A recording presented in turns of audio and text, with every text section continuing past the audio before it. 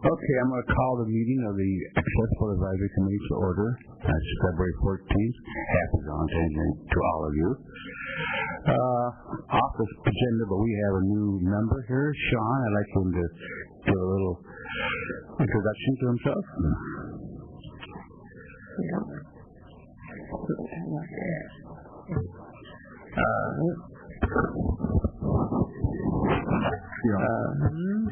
Hello, I'm Sean Goral, and I am a new member to this committee, and I've been a wheelchair user for about 6 years.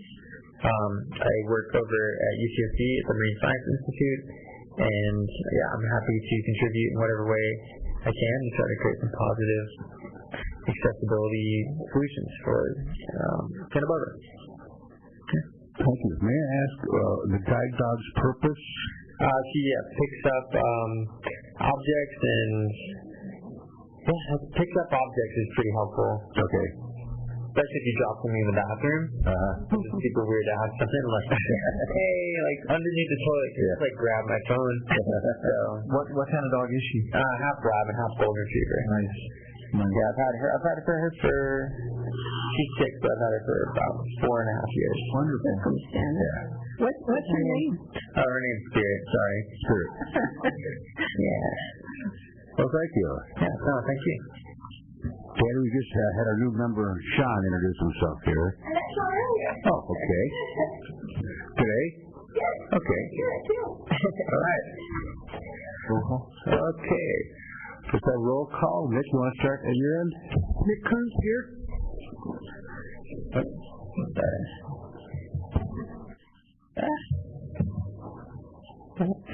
Sean Goral. Janice Rodriguez. Bob Burnham. Jim Marston. Barbara Silver. Susan Tejada.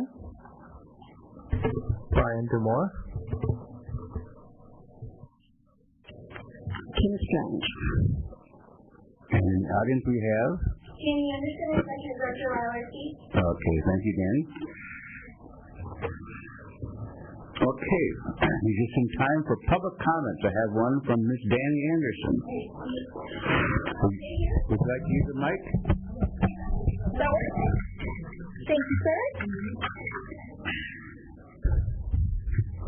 All right, good morning, everyone. Thank you for having me this morning. As many of you know, the Independent Living Resource Center is a disability advocacy nonprofit that's been here in Santa Barbara for about 44 years, and we have been having some conversations recently about the upcoming 30th anniversary of the Americans with Disabilities Act, and been keeping updated through Nick and Jim regarding all the good work that you guys are doing and how wonderful the partnership between this group and this has been going, especially recently.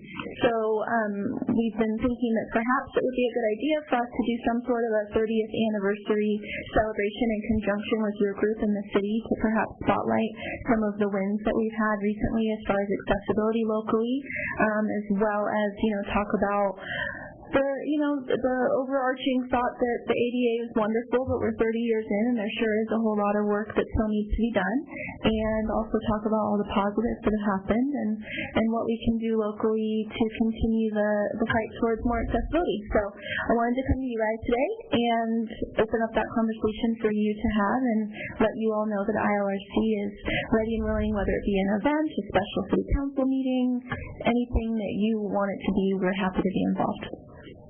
Thank you. That's a very good idea. Have you met Brian? Was he here when you showed up? No, this is the first. Nice to meet you. I saw you earlier, but you were prepping, so I didn't want to bother you. Yeah, nice to meet you. Thank you for coming and participating. And we'll discuss that later and see what you come up with. I think it's a very good idea. When is the celebration in June or July, right? Is that the signing date? Was it? Yes. Okay. So hopefully we do something with City Council and maybe something with our committee, but we'll talk about that later. Thank you very much. Okay. Shall we ask the staff agendize that for discussion next time? I think that's a good idea. Okay. We have the last item on the agenda today is to talk about future agenda items. So I'll make sure we don't forget that. Okay. And it'll be over an hour from now when we're talking about it. But make a note. All right. Is it possible to talk about that a little bit during this meeting? since our next meeting puts us getting close to that date where it might be harder to put something together? Yes, I believe we can have a little bit of a discussion on that, because one of the items that I need to talk about is the annual update that I provide as the ADA coordinator to the City Council, and that typically, at least I know last year it happened in July, so that seems to coincide with this 30th anniversary. When we get to that item, we can talk about some ideas for that annual update. Okay, so we can talk about it then. Yeah. Because that's a good idea. I thought your report might be good coinciding with that. Okay. Time to select a new chair and vice chair. I think Nick's done a lot of good work the last couple of years. I'd like to nominate him as next year's chair. I think I need to decline. I've got too much on my plate right now, but I appreciate that. I would be willing to continue as vice chair if people wanted that, but I'm not ready to step up to chair just yet. Can I nominate you, Jim, to continue as chairman and Nick as vice chairman? Are there any other nominations? I would be glad to take it if that's okay. Thank you. I appreciate it. Nick, if you, in light of our conversation on the way over, which is my primary reason for declining at this time. If you would like to decline vice chair, I'd be happy to take it if you. I don't have a problem with that. Okay, so I'd be happy to nominate you for vice chair, and we can have a runoff. How does the committee feel about that? It's fine. Yeah, I withdraw my nominations of Nick. Well, someone should nominate Bob then. I just did. Okay. Yeah. So I guess that's our slate. And you as chair. Okay. You want to say all in favor? All in favor say aye. Aye. Any opposed? Okay, thank you. Thanks, Nick. Happy to help you out in that. Thank you. Okay, the next item is the approval of minutes. Does anyone have any comments about the minutes? I do. Okay. First of all, I'd like to welcome back Kim Taylor Streams. I had the privilege of working with her when I was on the Transportation Circulation Committee. I've never seen a person type so fast in recording minutes. But is she accurate? We have the best, and she is. She is not only accurate, but very detailed, and just really happy to have you back with us on this committee. Under number 4, the ADA coordinator's report, number 3, it's just a grammatical error where it says the city's standard details for construction plans. I believe the word should be have, not has. Details have been updated for compliance with California Building Code, if I'm reading this correctly. Anybody find that? I see it. Well, unless the thing is titled Standard Details for Construction, and construction should be capitalized. Yeah. The standard details for construction plans have been. Well, that's right. It just depends if the title of it is Standard Details. I agree with Bob. The whole thing is called Standard Details, but it's one plan.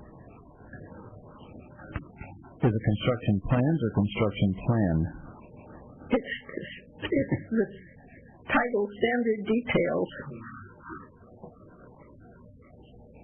Okay. I'm a sticker for grammar as long as I just that. And also, I believe it's Roy Harthorne under public comment. His name is mentioned a few times. I believe it's Roy, not Ray. That's correct. I just noticed that. That's all I have. Any other comments?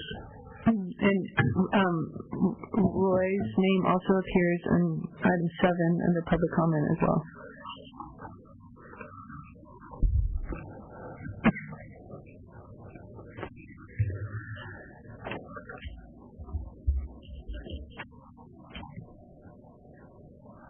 Are there any other comments?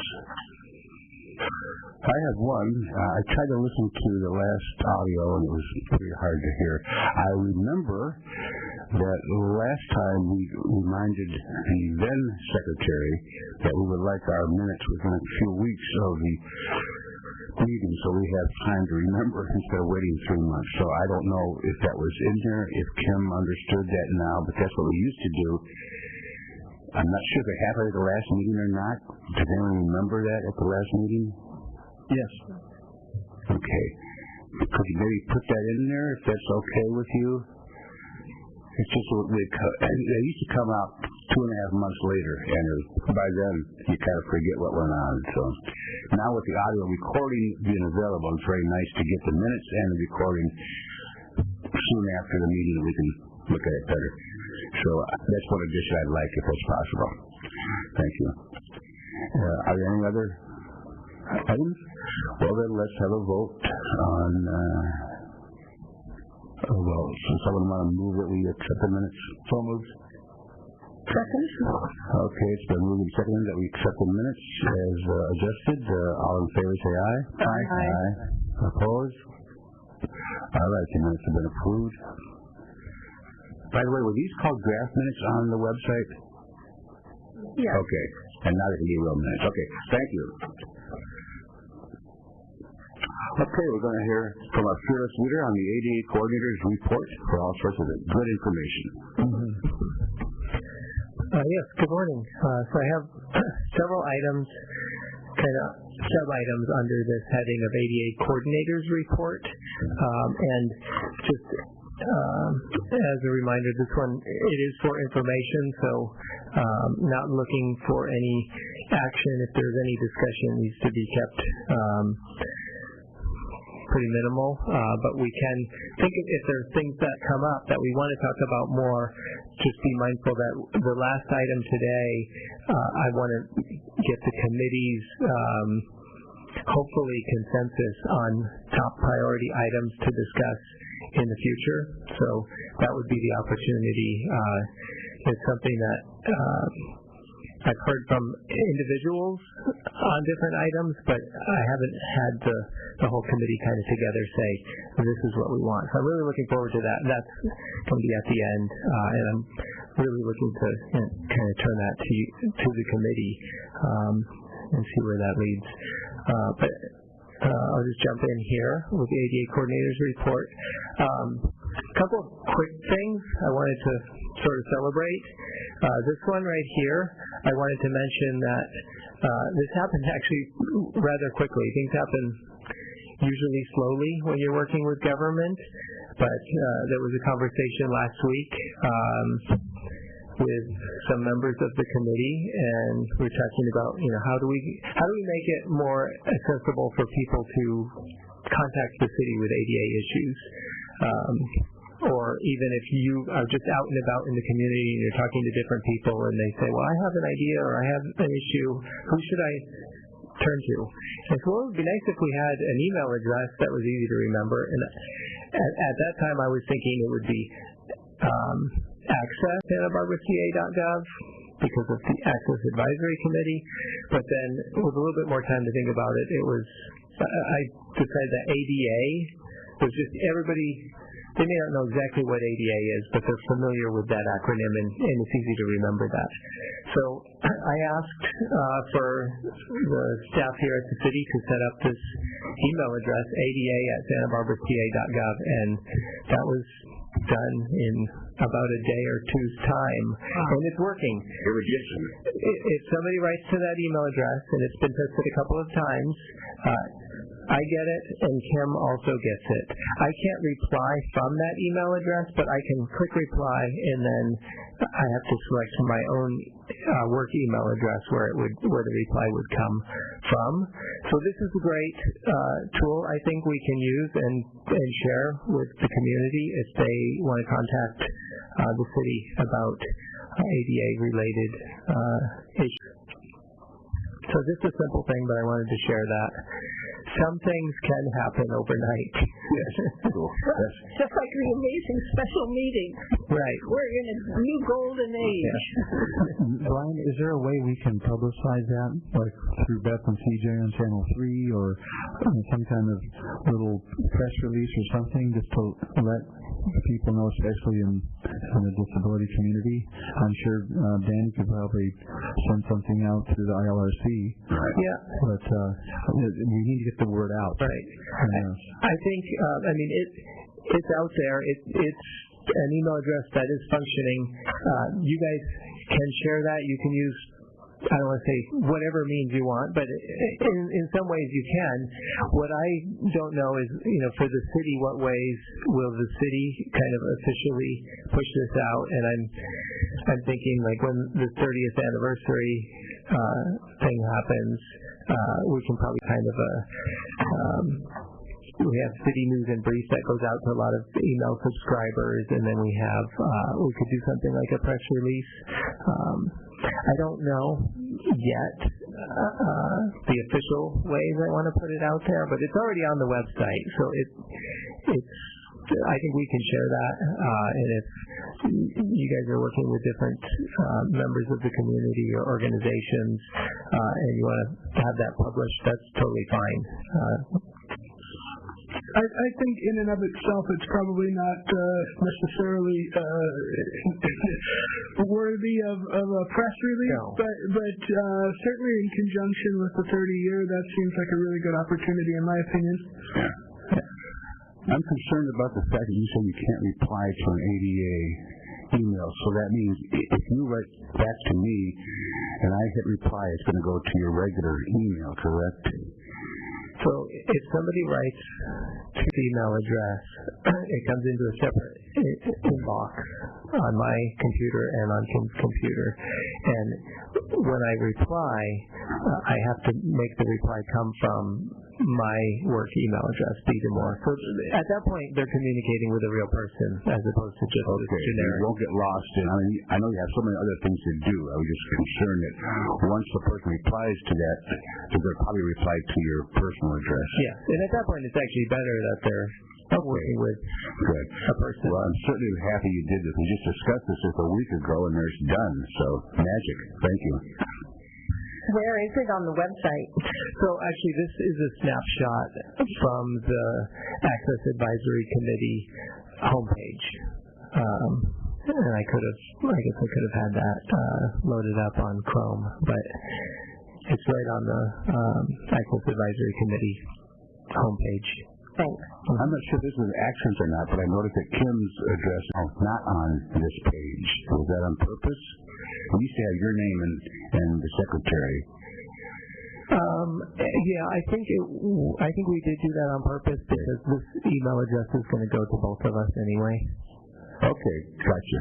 Okay, so if I want to write just to Kim, I can still write to her, or should I use... Should probably use her email address. Okay. And will that still be on the web someplace? We can make sure that... But that was my concern, that I didn't see where Kim's personal email would be. I should say work email would not be on the web. So, okay, thank you. And thank you so much for doing this. Yeah.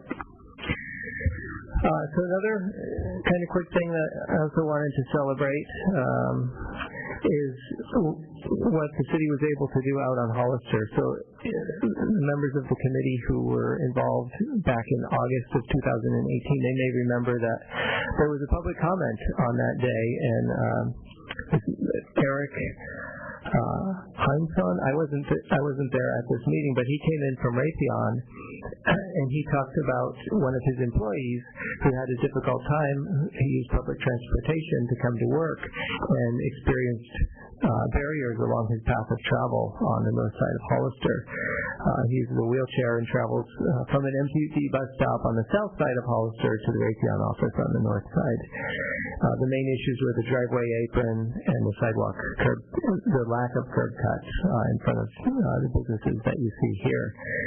So I looked back on the minutes from that meeting, and it said, "City will work with Mr. Heinsohn to see about timing and potential for improvements in this area." Well, then you just didn't really hear much for a while. But lo and behold, and I have a little video here. Oh.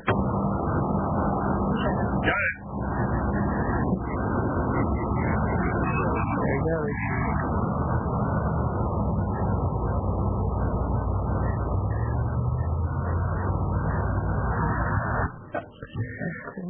So that video was showing the employee able to make it on his path of travel using his wheelchair, and he's got a huge smile on his face that he doesn't have to travel in a lane of traffic in order to get to work. And that work was done by city street crews, concrete crews. That was not contract work, and they have a lot of work throughout town that they're programmed to do throughout the year. But we heard that public comment. We saw the need. Jim Dewey, the streets infrastructure manager, was able to work with his crew to get that programmed and scheduled. And I think that was a real success, where it came from the public comment period of this meeting, and it didn't happen overnight, but it made it onto a list, and we got to it. And those are the kind of things that I hope we'll be able to see continue as we work with this committee. Really, and he still works there too. An interesting observation was that once it got to the right person, it happened very quickly. Unfortunately, it did kind of get lost in the shuffle for a couple of years. It fell off the radar, but somebody was persistent and got it back on the attention of Mr. Dewey, and or finally got it to Mr. Dewey's attention, and he got it fixed fast. Yeah, but it was over a year from that public comment until it was completed. I think it was the Raytheon staff that asked for a follow-up that got it onto Mr. Dewey's radar. Mr. Dewey told us that he got visited by the Raytheon guy again, and then he realized it was a safety issue, not just we have time fixes, but because this guy had to drive down the bicycle lane of Hollister against traffic. Yeah. So, that's the reason I bring this up is just to kind of underscore it's really important for us to, understand the paths of least resistance, or the proper channels to help facilitate these changes. I think we all wanted to see something happen, and it just kind of fell through the cracks because we didn't know how to follow up on it or who to follow up with. Now we seem to know better. Thank you, Brian. That's not exactly true, Nick, in that we did expect that Mike was the person who was going to follow up. It isn't like one of us was expected to follow up. If that was one of us, we would have appointed one of us to follow up. I was being charitable. Well, but that obfuscates things. And now we have Brian, and I'm very hopeful. Yeah, me too. All right, more good news? So, I think more standard updates on things. So a few other items I wanted to hit on here under the ADA coordinator's report. And this next one is, it looks like I'm a little bit out of order on my sheets here, but the resolution that kind of forms this committee. This is something that Mike presented at the annual update last year as a goal, was to make some revisions to this. And we recently have met and talked about some of these things, so I think we're making some progress. I'd like to see this happen in line with the annual report, and we have one more meeting with this committee before the annual report. So I kind of hope to have a draft that I could share with this committee at the meeting before we go to council with the annual report. Brian, would you like the subcommittee that met with Megan and you last week to meet again before the May meeting? That would probably be helpful. Okay. Yes. We should plan to do that. And you're also going to do a draft yourself, or do you want to have these subcommittee meeting first and then do a draft? What's the best way to help you? I think, well, so what I've heard, the key things that both staff and the committee would be interested in changing, I've listed them here. The term of service, the chair and vice chair selection. We just saw how that works today. That's not in accordance with what it actually says in the resolution.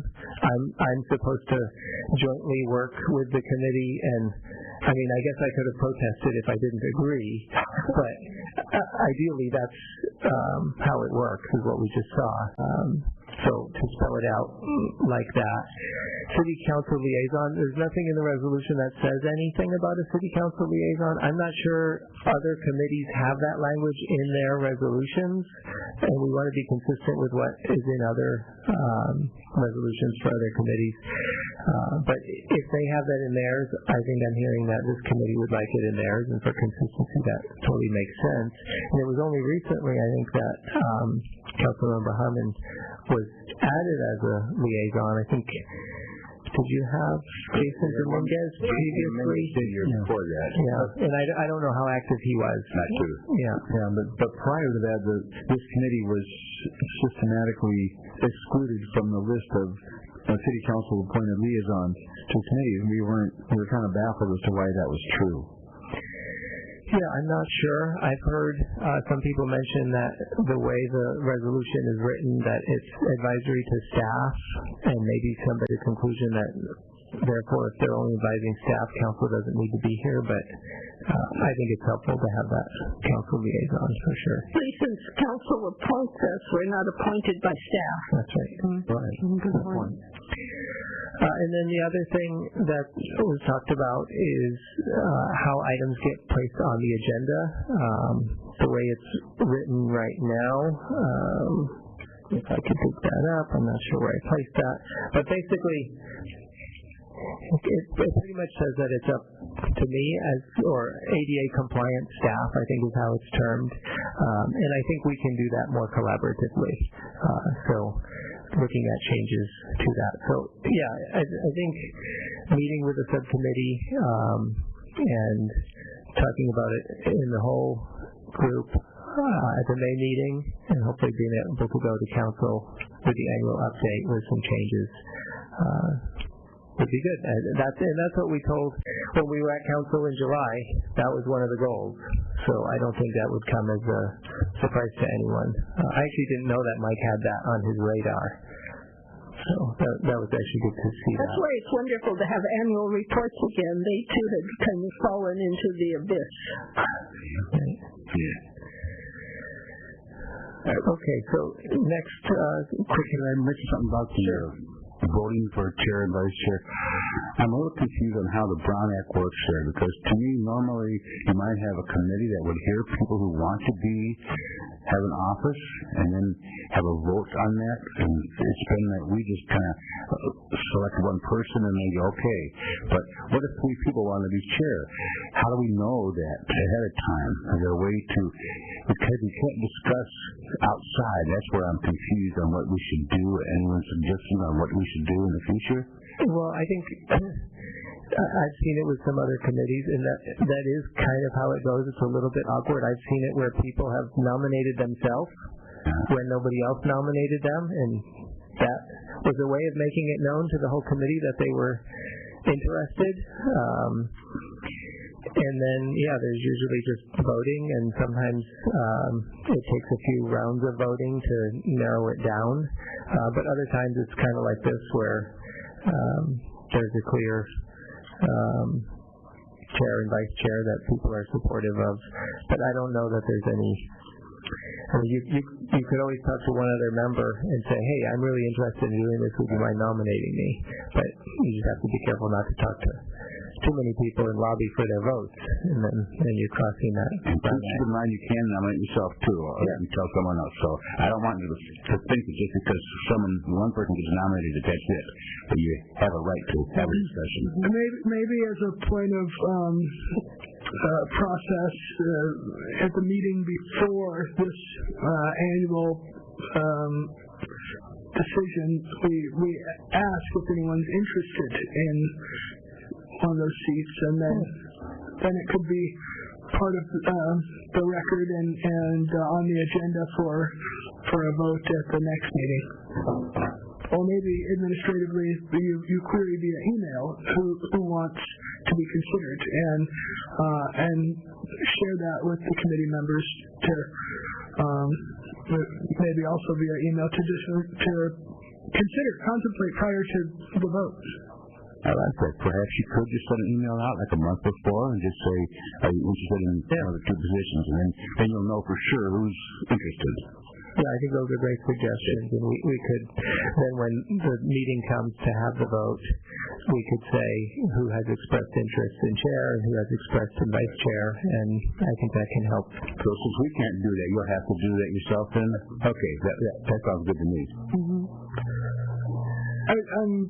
I'm encouraged by the fact that it's always been a pretty uncontentious discussion, and I'm not sure we need to put too fine a point on it.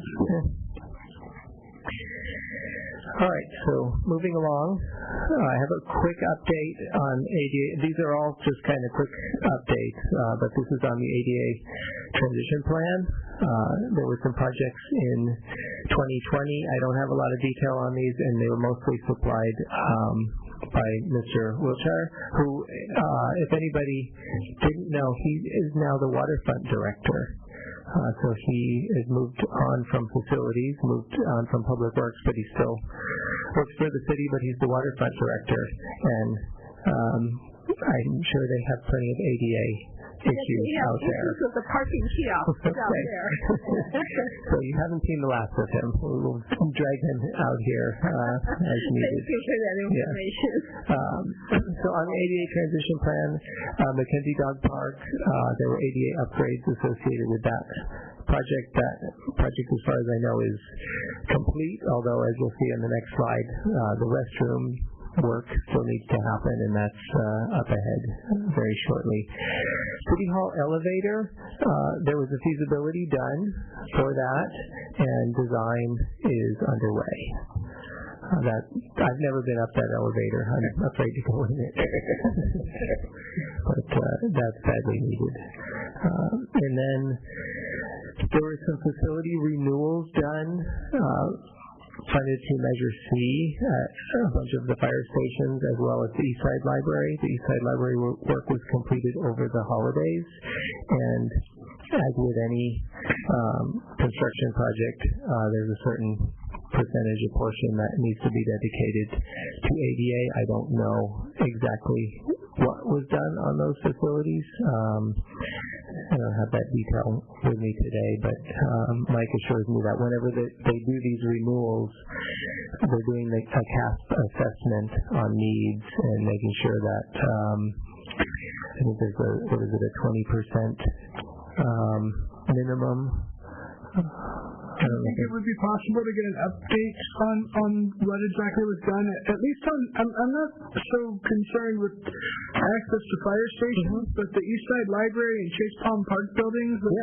Seems like a detailed update would be. So I think Chase Palm hasn't been done yet, but what I can do is get answers from Mike, and I can probably just email that out to the committee. So finding out what was done at the library and what is planned to be done at Chase Palm Park. We had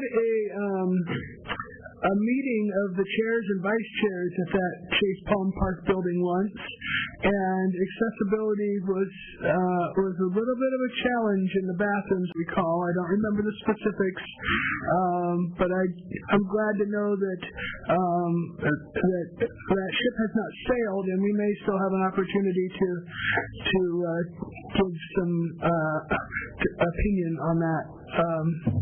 Never been in the Eastside Library, so I don't know what the challenges are there. I'll get you more information on those great projects. If I may butt in for a second, Nick brought up something that I remembered. Every 6 months, supposedly, there's a group, a meeting of chairs and vice chairs of all the committees, and they're sponsored by different groups. So sometimes you go to a building that's totally inaccessible, and I don't know who's in charge of picking those buildings. You're probably not involved in it at all, correct? Right, I don't know. A few years ago, we had one at the Maritime Museum. Yeah. Nick and I both got locked out of the meeting because we found the bathroom, the elevators weren't working. Anyway, it was a long story, but the point is that whoever picks these places sometimes doesn't look at the accessibility factors. And I know it's not on the radar, but I don't know who to contact to say, please make sure it's accessible, or semi-accessible anyway. Well, I can try to find out. So this is a semi-annual meeting? Yes. With the chair and vice chair? Doesn't Paul Casey normally he always goes? Well, he speaks at it, but I don't know who actually picks. What I've been told is that some group said, we'll let you have our building for that. Yeah, there's probably somebody assigned out of City Hall to coordinate the scheduling of those meetings, and they probably just rotate around. Right. But we had Louise, Lowry, we had the waterfront, we had the Chase Palm Park, we had the library. So someone's picking different places, and I'm not sure who that is. But yeah, I can try to find out. And if I could put in one more time, speaking about City Hall, as you know, part of the ADA adds lowered counter space for people in wheelchairs. I know the City Hall is an old building and stuff, but that's where people of the public go to pay bills and to do other things, and there are very few, if any, lowered counter spaces. To me, it's not a huge expense to do that, but I'm sure there's more expense than I think. But anyway, can you look into that and wonder why we can't just have some lowered spaces for where you pay bills or the city clerk's office? Yeah, I was in the city clerk's office this week renewing my oath to this office, and I didn't have anywhere to write. It was a small space, a high counter, some chairs. And Sean's going to be there later today. Yeah. And you go pay your water bill or something, there's no place there. So it's something that's required, and it seems like City Hall should be... It's noticeably missing. Yeah. Okay, thank you. Moving on here on transition plan update. So looking ahead for 2021, I mentioned the Mackenzie Park restroom. That project is planned for next fiscal year, as well as a project to do some ADA upgrades at Parks and Rec restrooms. I don't have details on which facilities exactly would receive those upgrades, but that's something that I think is early in the development phase, so this committee may be interested in providing some input on that, or maybe scheduling that for a future meeting, bringing staff in either from facilities or Parks and Rec to help prioritize where that funding is exactly going to go. And then lastly, this is something that has been talked about, but updating the transition plan. It's been around for a while. Updating, I think, would be a good thing. We don't want to pour a whole ton of money into updating it just for the sake of updating it, but hopefully we can do it in a way that's efficient and really helps us focus on priorities and what to do next, and a simple way of tracking progress so we can report on how we're doing. I think that was one of the flaws of the existing plan. It's really hard there isn't like this easy checklist that you can kind of go through and see year by year how you're doing. So those are some of the key goals. We haven't kicked that off yet. At one point we were thinking maybe we could use some existing appropriations and get going on that now, but I think the better move is to use the 21 money and do it at that point in time. So that's around the corner. The last time we had a discussion on this with Councilwoman Harmon, there was a thought that it seemed like the staff was leaning towards a whole new transition plan. And then we discussed, I shared an opinion that I thought it would be better to, update the existing one, and it sounds like you're leaning that way now. Is that true? Yeah, I think we would consider it more of an update because if we ask a consultant to come in and give us a new ADA transition plan, they're going to spend, I hate to say how much money they'll probably spend on that. We want somebody to take the old plan, take what's still good in there out of it, and keep it simple, freshen it up. I'm sure there's new things and make it accessible. Right. Yes. It was so inaccessible. It's extremely inaccessible, all the different sections and pieces of it. And the follow-up meetings that were supposed to happen, I don't know for how long they happened, if at all, but they haven't happened in a very long time. Yeah. So when would that discussion kick off? So the funding would be available in July 1. I think we have a regular meeting here in May. We could start to talk about that. I could, if the committee's interested, and again, we'll have time later in the meeting to prioritize, but we could bring in the people who would be likely to work on that plan and throw around some ideas. So come July, we're ready to implement. That's great. Yeah. Is there any way to ask for more yearly funding for ADA improvements? It's like, what, $200,000 now? Is that the round number? I think that's roughly what it is. It's held pretty steady over the last maybe 5 years. What would the process be to ask for more? Yeah, so it's typically it's general fund capital money that's used, and that's sort of one of the last things that gets budgeted. And of course. And I don't mean that the ADA improvements are one of the last, but just general fund capital is one of the last, because they need to balance all their operating expenses and everything. And are any funds available under Measure C? Measure C would be available as an option for ADA type of improvements. So, what would be the way to go about that? I think we could look at when the budget meetings are scheduled with council or with finance committee, and I think the way to influence that would be to be present in those meetings and express the interest in providing as much funding as possible. I want to remind members of this committee that we got a presentation from some folks who were lobbying for our support on Measure C, and they were quite persuasive in sharing how they could help with accessibility, and I'd like to remind them of that and ask for them to follow through on the support that they were seeming to promise.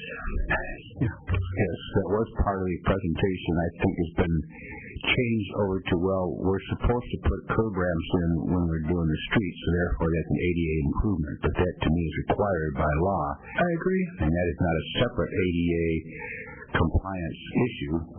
That's demanded by law. Correct. So we were kind of told, we'll do it from ADA improvements. Yeah. Which didn't seem like it wasn't fair. Yeah, I understand that perspective. It's like going above and beyond versus just doing what you have to do. Without Measure C, a lot of those ramp projects they'd be a lot further down the road. So I think it has been a good thing, yes. But I totally understand your perspective of, why not do even more than the minimum? Right. So for the elevator at City Hall, where is that funding coming from? That, I believe, is Measure C funding. And most likely, I don't know 100%. It's either Measure C or General Fund Capital. but it's going to be a big enough dollar amount when it comes to construction that it's not the kind of thing that general fund capital could pay for. That it would definitely be Measure C. So there is an example of it's not something necessarily that has been triggered by other improvements. It certainly needs to be done. And that one's been on the long-term plan and budget for 20-something years. So it's not something that is a surprise or that should only be made possible because of Measure C all of a sudden, right? It's certainly helpful to have the Measure C funding in place, but yes, it's been a long-term goal to get that done. Is the plan to go to the basement also with the elevator? I believe it would be. I haven't. I think it's facilities who's managing that work, but I would think for sure. It should, but there's a lot more expense there. But the basement right now is inaccessible. Correct? Do it. Well, probably per ADA, yes. There's a steep ramp going down, probably without any landing. Oh, the one outside? There's not a ramp inside, is there? Inside, no. Oh.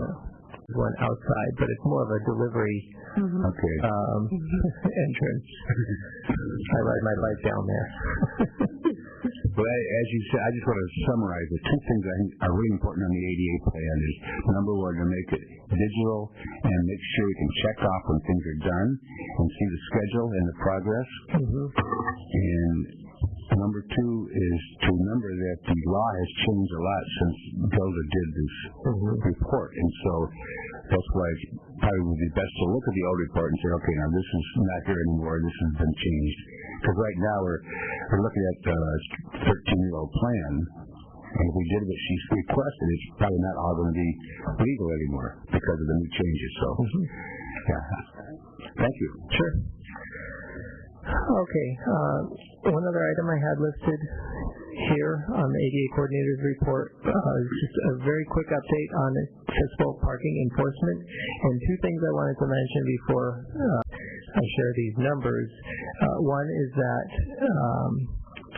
PD staff has committed to coming to the next meeting and talking about accessible parking enforcement. I know they've been here before and they've talked about it, but I know this is also an item that... as far as it got, they just talked about it. Twice. Okay. But I'm not sure if you're aware, but there are a couple of repeat offenders that we've been trying to get SBPD to address. And here, I don't know how many years later, they're still thumbing their nose at me and violating my civil rights. So one thing, because I have heard that, and I know they can't sit there and babysit these sites, and they say that there's not enough frequency of violations. I don't know how often they're actually checking, but one thing, and this is kind of a new development in the last year, but PD is able to deputize the ability to issue citations.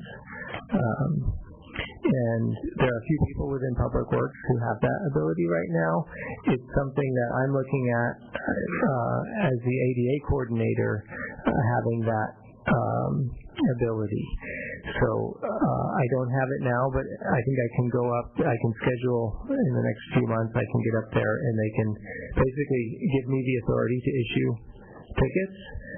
It's not something that I have time to go around and police, but and especially now we've got the ADA email address, if people are seeing things and it gets to my attention, I'll be able to do something about it. Where in the past, you guys maybe had to go through me, and then I went to the PD, and by the time they either showed up or tried to do something about it. We were told to call. We needed help. You could be put on hold. Nothing particularly happened if it wasn't a life and death situation, so it was very frustrating.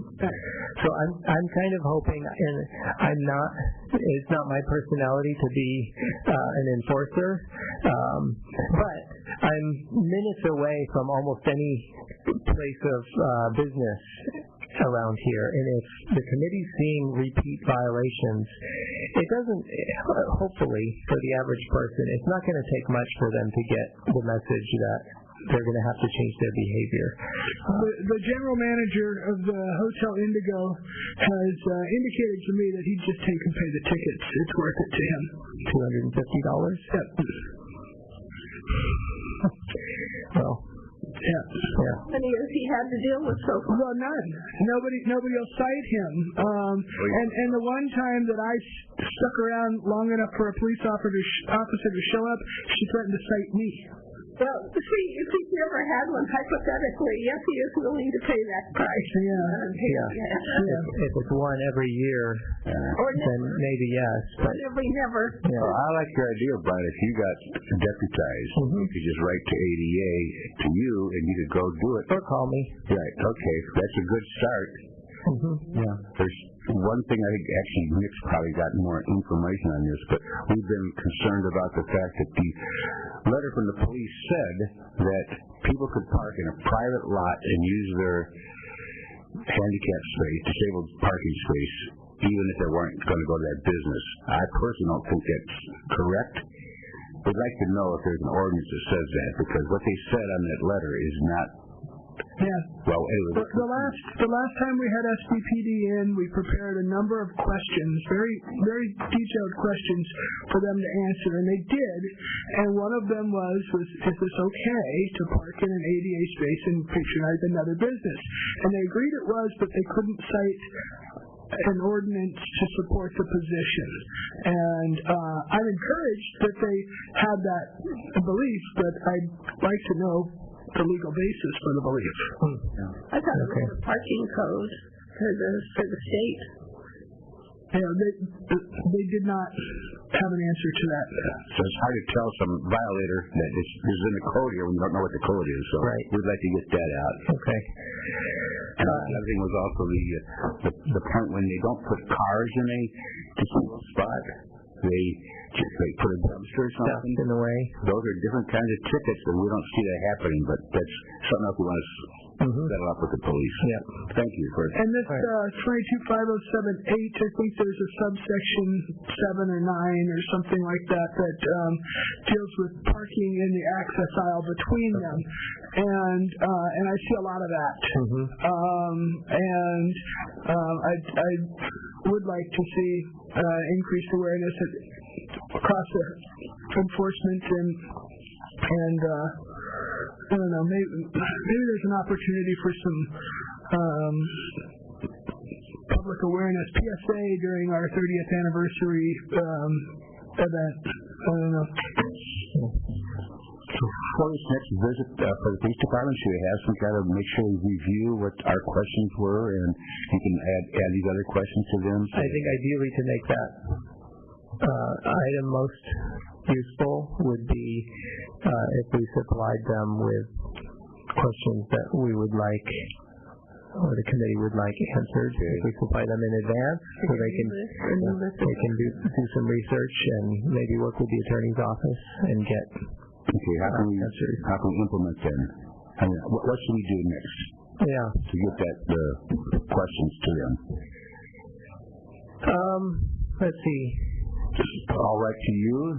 I was thinking, since you're the chair, I could kind of work with you on questions, and maybe if Nick is another key interested party, the two of you could. Well, I think everybody here who uses the plaque should have a lot of input on those things, but I would rather be the clearinghouse for it if that's what you'd like. Yeah, I think just to make the meeting with PD most successful, I'm thinking work with a couple members of the committee, but then certainly it would be an agenda item that everybody could contribute to.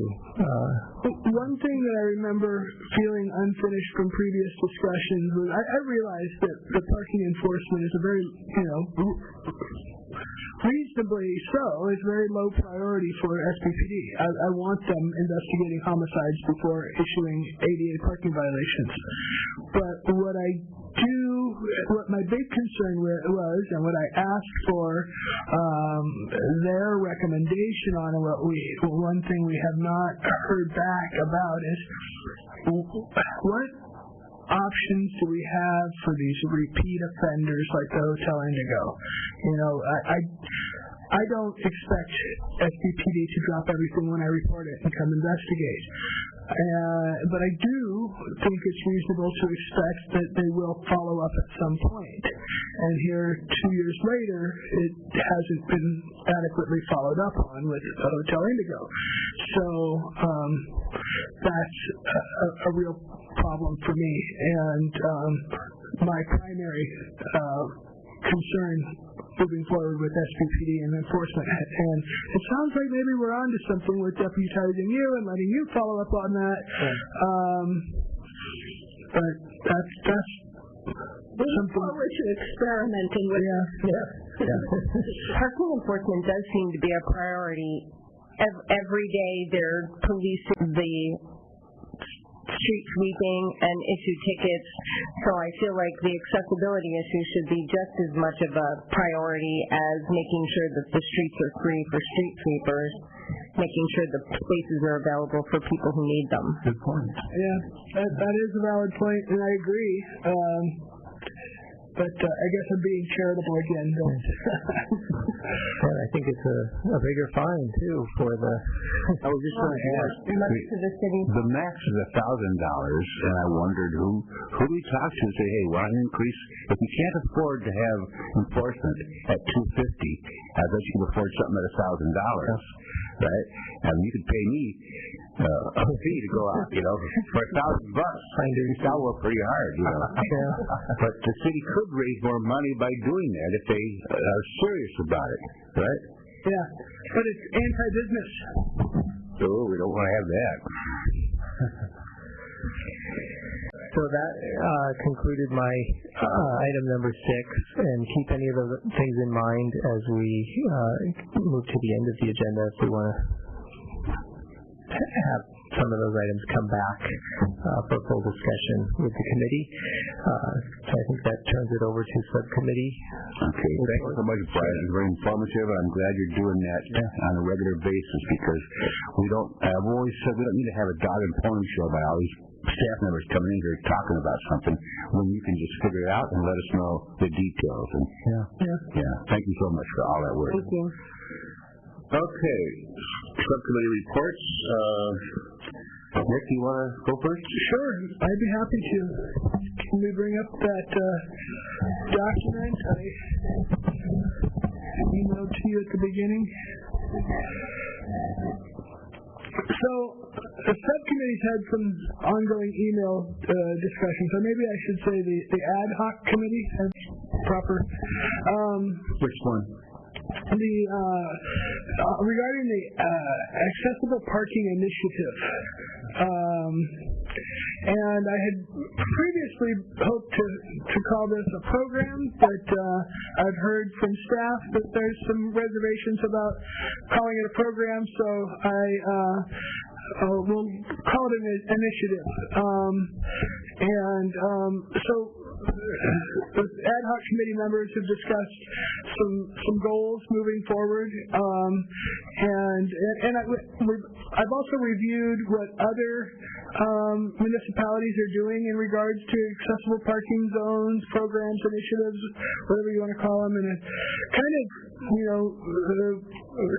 pick some of the low-hanging fruit as first initial goals here for us, rather than have too broad a scope. I want to right now focus on what's most attainable and keep it kind of broad. So, I'd like to see it, and the ad hoc committee members agree that we'd like to see a clearly defined and documented process for requesting an APZ, including expected timelines.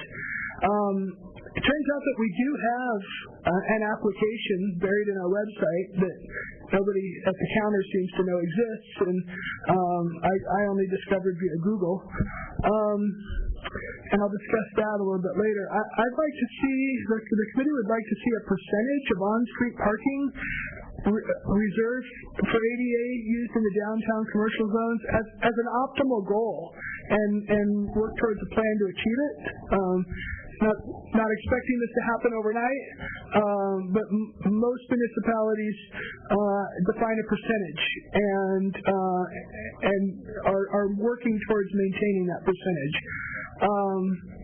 I think we need a method.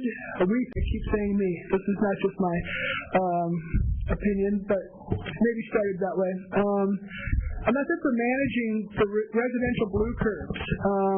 There's many believed to be that exist that are no longer needed. People apply for one, their rental situation changes, they move on, and now that space is being occupied. I can report that in another discussion with staff, we discovered that there was some concerns in the past about legality if they create a new blue curb space, that they would have to create ramps and everything else, and I think that the city attorney has convinced them that that's not necessarily the case, and so we may be seeing more blue curbs in the near future. We'd like to see the city provide better APZ coverage, availability throughout the downtown plaza area. Later in this discussion, I'll bring up a map that I've shared before on how we can achieve that. We'd like to see improved enforcement of ADA parking violations, possibly including volunteer or citizen enforcement, and it sounds like there may be movement in that direction. And we'd like to see updated web content outlining the new programs and related resources, or sorry, that should be new initiatives and related resources. So some of the readily achievable things are to update the city's website. And so we have this accessibility page here. If you want to open that, what we'll see is that it's a little thin. It's got some information, but I've identified a bunch of new stuff that we can add here. And the big thing would be a parking page, which also exists but is even more thin. Today it only reflects rates, and so I've made some recommendations that we add to the parking page. So this committee updated the parking guide last year, and that has yet to be posted on that appears to be gone. So I think that was found on the AAC page under the AAC resources. Maybe that link is old, marked draft. Maybe there's a final version posted without the draft. There used to be a blue curb map on the AAC page that I think would fit well onto the accessible parking page. That map was removed from the AAC page at some point, but it was outdated and pretty inaccurate. And I can create a static version from my most recent global information system data and Google Map mashup that could work, but the interactive version I have that has to drill down to the Google Street View, I think would be really a better solution. But I can appreciate that staff may have concerns that this is maintained by a third party and not by staff. So maybe I could create a version that I can transfer to staff management and take myself out of that maintenance, so that staff and the municipality would have the reassurance that I'm not able to change it underneath them. So Public Works has an APC application that I found via Google that I couldn't find anywhere else on the website. That may be by design, but I'd sure like to see it on the parking page if possible. And this may need revision, but I don't know. It's something to look into. You're saying this is not at all available? I searched the city website and couldn't find it. It showed up in Google. So I remember seeing it before. No, in fact, you found it? Okay. But I remember at one point there's a discussion at this committee about, what's the process, and we came to the conclusion that there was no process, that people had gone to the counter asking for this application and told it didn't exist. So, I don't know, confusion or change in policy, procedure, but I'd like to get to the bottom of it. Can go back to my report. So the city parking design standards. Now this may not be ideally suited for the ADA parking page. This seems a little bit different. That maybe this is, part of building and safety. But I do note that this parking design standard document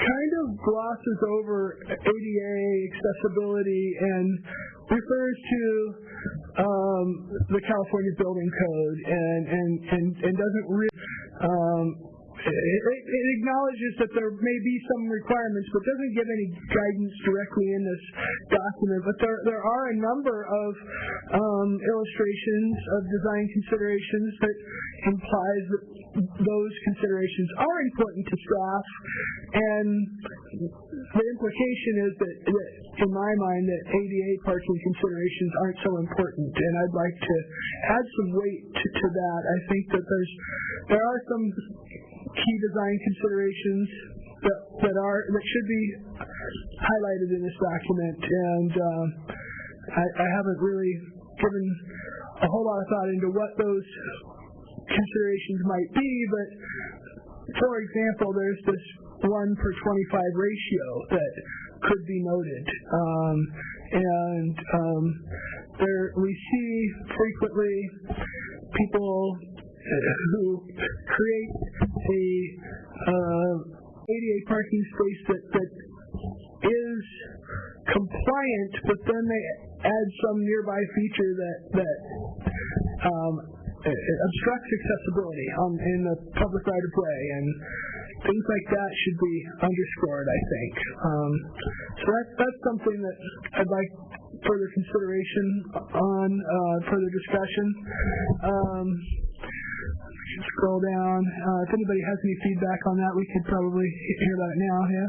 What became of the conversation with the city that we had when we met about them offering to put a blue curb on every block face in the downtown core? It's a very good question, and I'm coming to that here in a minute because we're this entire committee, I believe, is concerned that no one seems to be accountable for the blue curb removals, and we'd like to see a formal process to mitigate the decreasing accessible parking. We've been hearing from the public for as long as I've been on this committee that blue curb inventory is shrinking. I substantiated the claims with research and raised the concern to staff repeatedly, and I don't have a sense that staff takes this concern seriously, nor have I seen any evidence that suggests that staff intends to do anything about it. They've discussed it. We've heard that they might. I know that they're inventorying all the curbs around town to put in a bunch of new inaccessible loading zones, but I'm not hearing any more about accessible parking zones. So I'd like to ask if downtown parking is willing to agree to refrain from removing more blue curbs without some discussion, and frankly, if they're not willing to engage, then that's something that I'm going to raise to a higher level, because it's we've been told they're not doing it. We know they are, and I know they want to maintain their economy. They don't want to have to, get permission from anybody to do what they want with their curb inventory. So I doubt they're going to be in a hurry to consult with us. But I'm growing increasingly frustrated with that situation. How do we force the issue? Well, I'm contemplating going to council requesting a moratorium on removal of blue curbs. So if downtown parking wants to engage in a discussion, I'm willing to give it another chance, but they keep blowing us off. And well, can't we ask Brian to look into this? He's new to our committee, rather than engaging in confrontational language. Yeah, absolutely. My understanding from our ad hoc meeting that you and I were present at is that they were offering to put a blue curb on every block face, and that they would work with us on the location of those to make sure that they were not obstructed in any way, and that we were to bring that back to the committee and then present that information back to them. Was that not your recollection? I remember a discussion that could be possible, but I took it as it felt like quid pro quo for support of their valet parking initiative. And I was not. So we need clarification on it. Yeah. I think the ad hoc committee is requesting that we get a comment or position from downtown parking on those issues. Nick, in the event that you need to go to city council with that request, let me know. I'll join you. Okay, thank you. Well, I think that's getting ahead of ourselves quite a bit. Well, that in the event. This has been a long time, and the problem continues, and it's been quite adversarial, the whole discussion with downtown parking. Thanks for that great report. I think there may be a little more. Oh. So now the following image illustrates that with the addition of 7 new APZs represented by green dots, we could provide better coverage of the entire downtown plaza area. I've showed this map to this group before.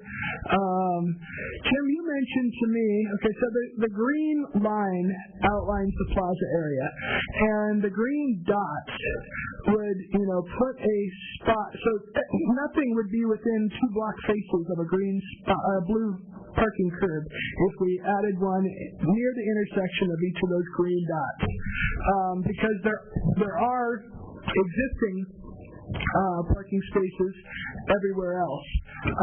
The blue ones are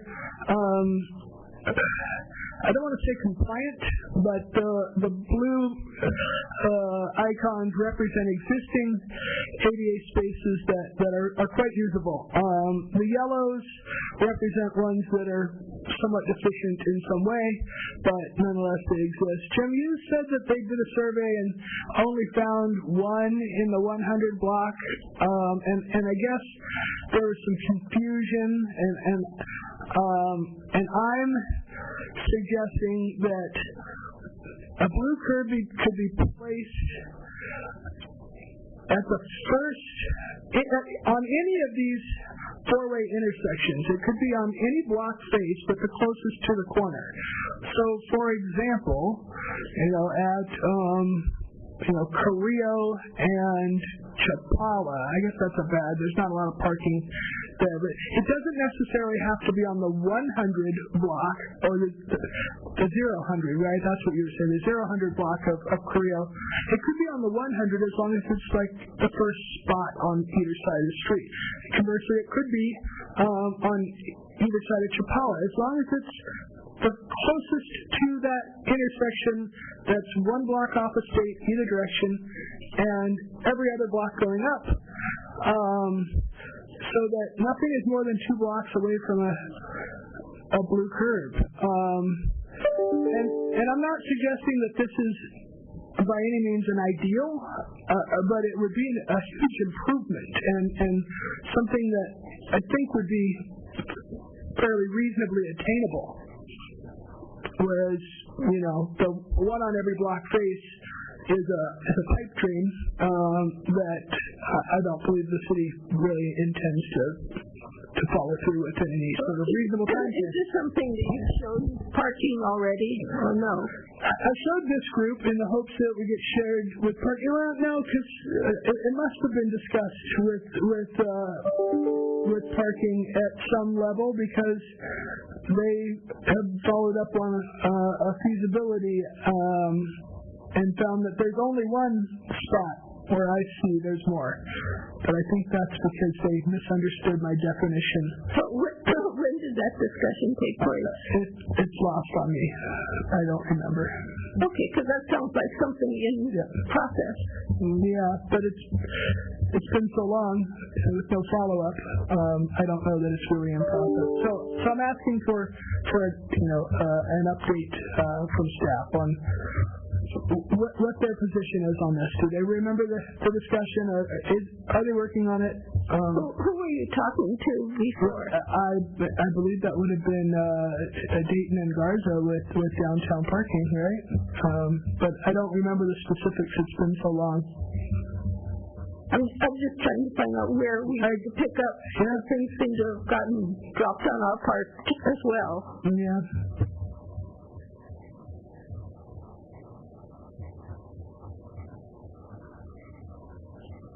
I don't know that it's fair to say that it's been dropped on our part. We made a proposal, and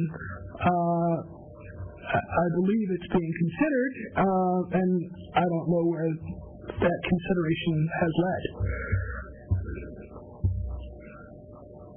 But you don't know who you would want to call to find out where it is on the process, or for people. It would have been downtown parking that'd be the only group that would be logical to have this discussion with. I just can't remember when that discussion was had.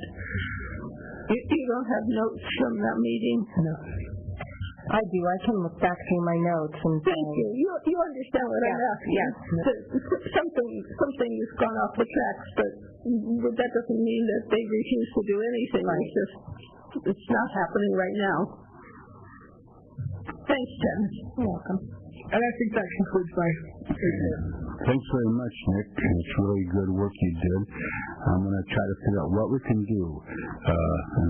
Get Brian's input here, but I think that downtown parking should get a copy of this report and give us their feedback on it, and also what happened to our last request.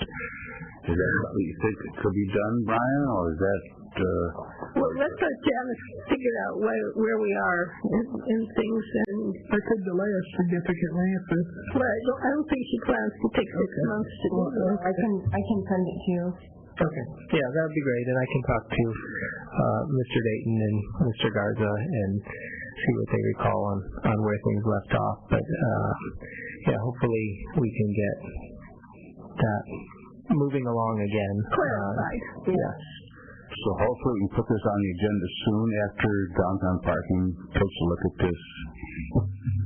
And all these web pages changes that Nick, I think, are very important. Who does those things here? Well, Kim is able to request some of the changes. I believe you're able to have content placed on the website. Is that correct? Were any of my recommendations, did any seem problematic, or did they all seem reasonable to you? Or they all seem like things that we'd be able to accomplish. I think some of the things you mentioned earlier were trying to get this inventory cleaned up and made available, and I think that's a goal that we could all agree to. That would be helpful. Would you be able to let us know what kind of web page change you can make, right from Nick's suggestions? Which ones are available to be done? Or let us know as you do them, because we can send you things that we've noticed over the years that we wondered why these things weren't where we could find them. So there'll probably be an ongoing list of suggestions. Yeah, I think it's hard for me right now to kind of go through and say yes and no to the different things. But I would definitely encourage the committee, if they're seeing things or all of us have seen things as we try to find something and we see, oh, we can't, or it's in a strange place. Yeah, let me know. We want to make that web page, and actually that's one of the items that we'll have a little bit later on, but website accessibility. So it's not just the accessibility, but the content. So, Brian, can I ask that you, after this meeting, sometime review that list of changes and provide feedback on what is and is not achievable and when we might expect that to happen? Yeah, I'll try to take a look at that this month and get back to you.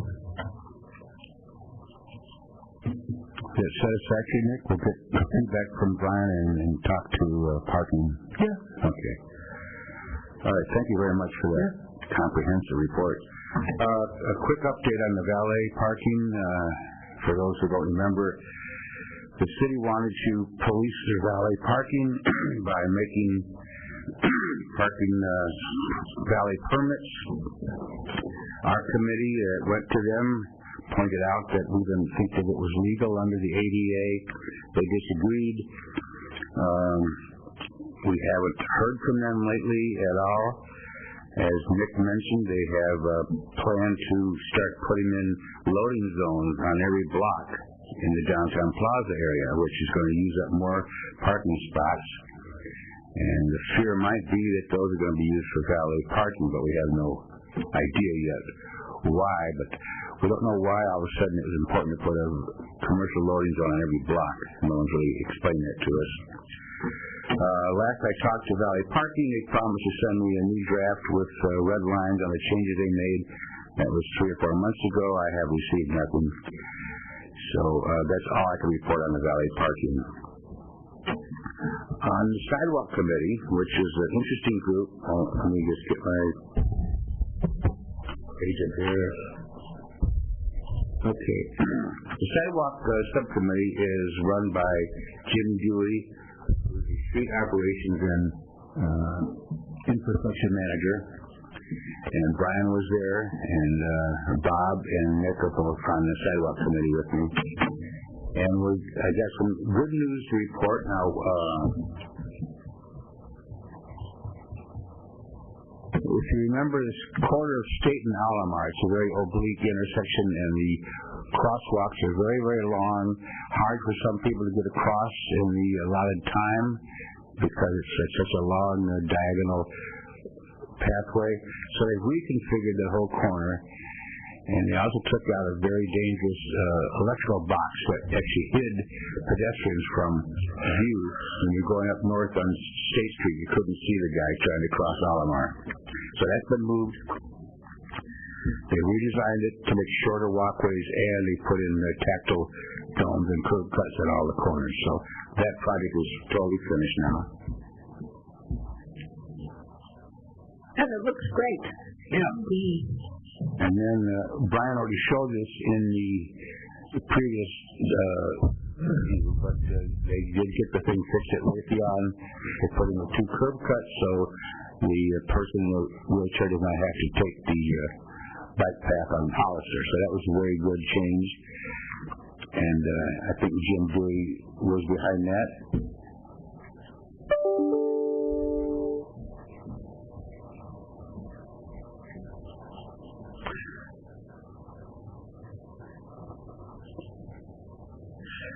Jim, can I ask, what was that report on the ADA compliance for encroachment permits? There was something mentioned about that. Well, I think it's still up in the air. Maybe Brian can add to that, but that had to do with outdoor dining. Okay, right. Yeah. I don't know if anything's been finalized yet on that. We were told that, first of all, the city has to issue a permit for the tables and chairs for outdoor dining, and there's a limit on how many you could have. But oftentimes they start putting more in there, and I think what I understand, Brian, you said if we found that people were putting more chairs or tables in there, that we can notify you. Is that correct? Yes, that's correct. Right. As we know, the city does not have the staff and the money to go out and look at all these places on a constant basis and try to see who's cheating. But we can do that. And like Brian's good idea for the ADA email, Jim Dewey has opened up one called request@shatterbible.com, where we could send those kind of comments too. But from what I understand, and please, I'm not trying to give you more work, but I think you said for outdoor dining, we write to you. Is that correct? Yes, that's correct. The outdoor dining program is managed by engineering. So send anything that looks like it's not in compliance with ADA to me, and I can make sure staff takes a look at that. And the big thing would be, it used to be that we charged based on number of tables and chairs, but we've actually moved away from that model.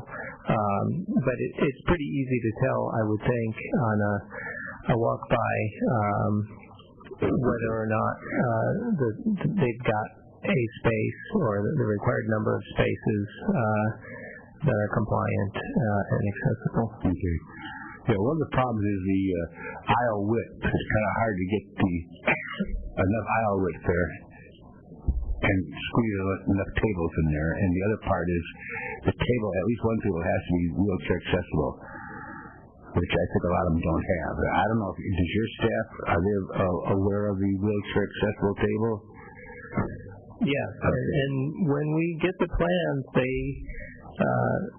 the plans that we are approving appear to be compliant. So things could change, after it's been approved, or.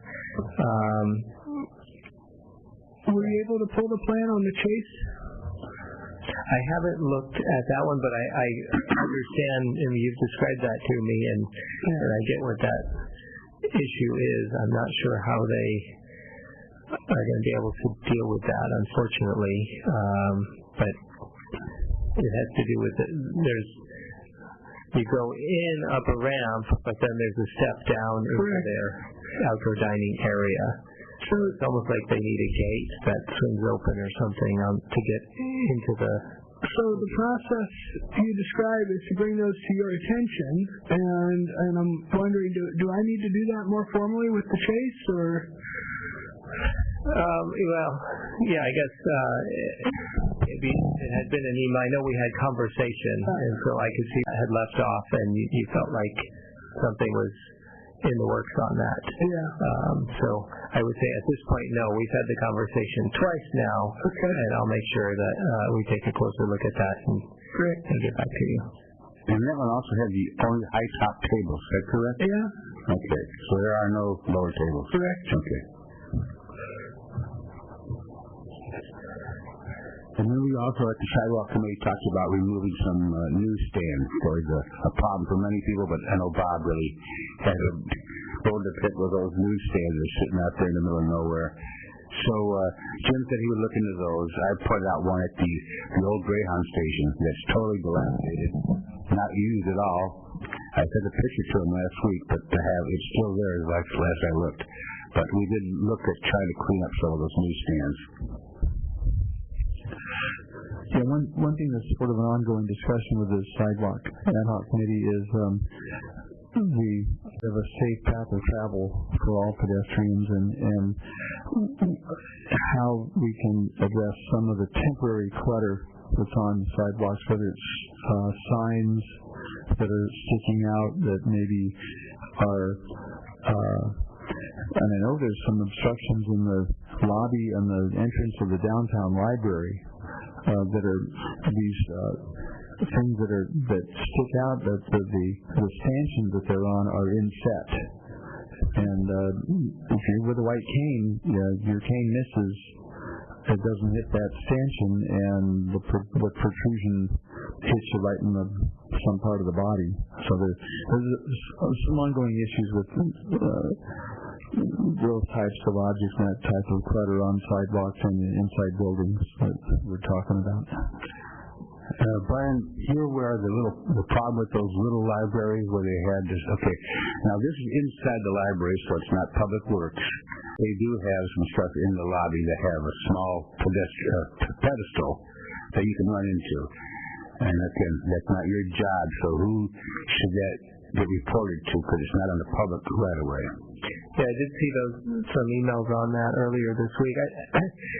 It's not public works, but as ADA coordinator, I would say that it is my responsibility to follow up on that, make sure somebody from the library is going to do something about that. And I think it was Chase was on those emails, but I don't know what the follow-up is going to be. But if I kind of chase that a little bit more. Okay, thanks. On the little libraries, I did send Mike and I think someone else a little video from ADA that showed the requirements for those kind of protruding objects, but I couldn't find it in my file yesterday. Do you have that at all? I believe I do have that. Base might like to see that. Mm-hmm. Many people don't understand that, but you can't have protruding objects. Okay. And then Bob brought up the fact that he can't find a good accessible path from the Amtrak out to State Street. So Jim said he would walk with you there. Did you meet with him yet? Not yet. I've got him on my call list. Okay. Meet with him and do that. It's a little confusing there. There's a kind of a big planter with a tree in the middle, and it's kind of hard to understand how to get from the Amtrak out to State Street. So Jim said he'd look into that. And I think that was it. We had a lot of good things are being done. Yeah, I want to add that I'm really encouraged by the progress that the Sidewalk Ad Hoc Committee has made. Jim Dewey has addressed a number of obstacles in the public right-of-way and the accessible path of travel adjacent to blue curbs, and we have a firm commitment from him to address a prioritized list over the coming months, and I was really impressed by that commitment. Thanks for mentioning that. I forgot that on my notes. That was an important thing. Nick's work had shown 11 very bad blue curb spots that had some kind of barrier, trees, planters, mailboxes in front. And Jim said he's going to try to put 2 of those on each 2-week work schedule. And they hopefully should be done by the end of this fiscal year, which is the end of June. So that's an amazing movement. Hopefully 11 of those. We can't hold him to it, but he says he's going to try to do that. And speaking of which, at the Independent Living Resource Center, they wanted to highlight some of these new improvements, and Jim wrote me a nice press release about all the things they've done, including all the new curb cuts in town, and fixing up those blue curb spots, and some sidewalk improvements. So there's going to be a press release, not a press release, in the newsletter from the Independent Living Resource Center next month will be a statement from Jim showing what's been done through the Sidewalk Committee and through Brian's work. And also I'm going to put your ADA email in there. Perfect. So that will be publicized shortly. Mm-hmm. And I appreciate both you and Jim's work on all this stuff. Thanks for remembering that for me. Yeah, along with our charge to do outreach with the disability community. So that's really great. Any other comments on this subcommittee reports? Now, Will, I've got a note from you, but doesn't say which item you want. Sorry, the number? This is the subcommittee report item, correct? Yeah, this is for the subcommittee report? Yes. Okay, thank you. Good morning. I just wanted to say that I think it's great that we have the normal schedule for the year, the way you're working through the subcommittee process, and it seems like a really effective way to implement the year. Get a lot done. You're finding connections with staff who really do want to help, and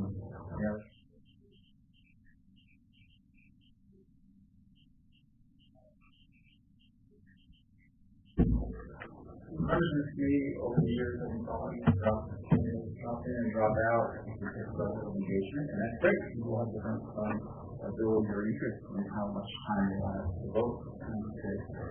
And but I think it's whatever your particular interest might be, I encourage you to run with that, and I think people will support you. I feel a little bit about like being on a civil grand jury. One of you was once where you kind of have some ability to kind of drive the agenda in the direction that things that you are interested in. I wanted to touch on the encroachment issue.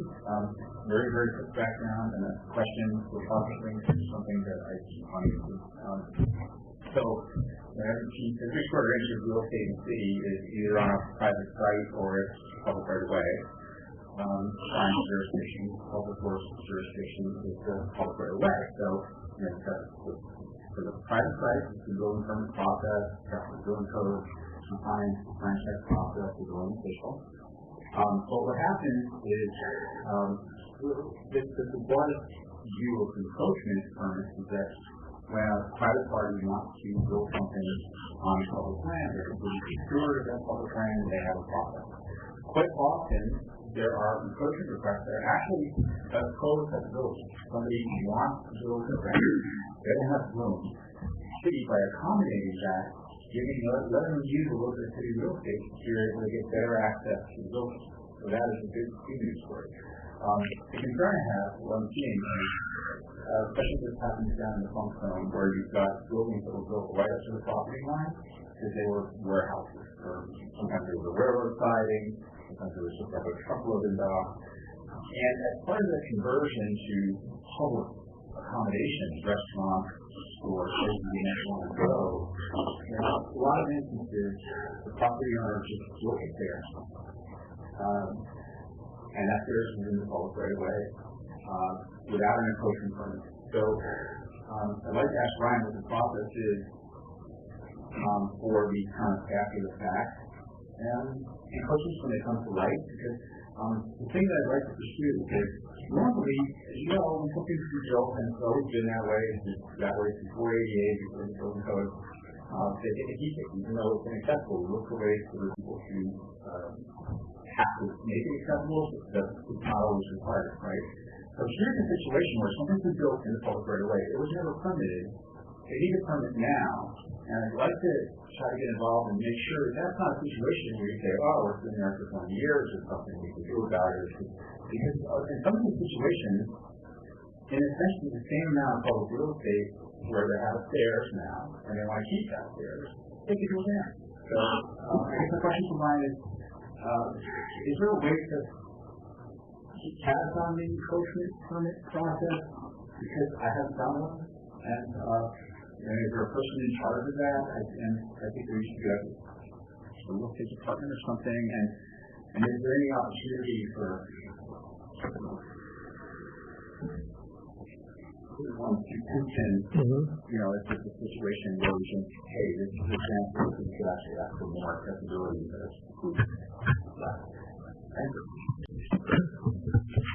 I just briefly wanted to respond to that. And do you have a card? Not with me. Not with you? Okay. All right. At some point, can I just say for the record? Yeah. Okay. So we have a small group, except for Santa Barbara, and I'm usually the person speaking. But I'll get you contact information right away. Thanks. Yeah, that sounds great.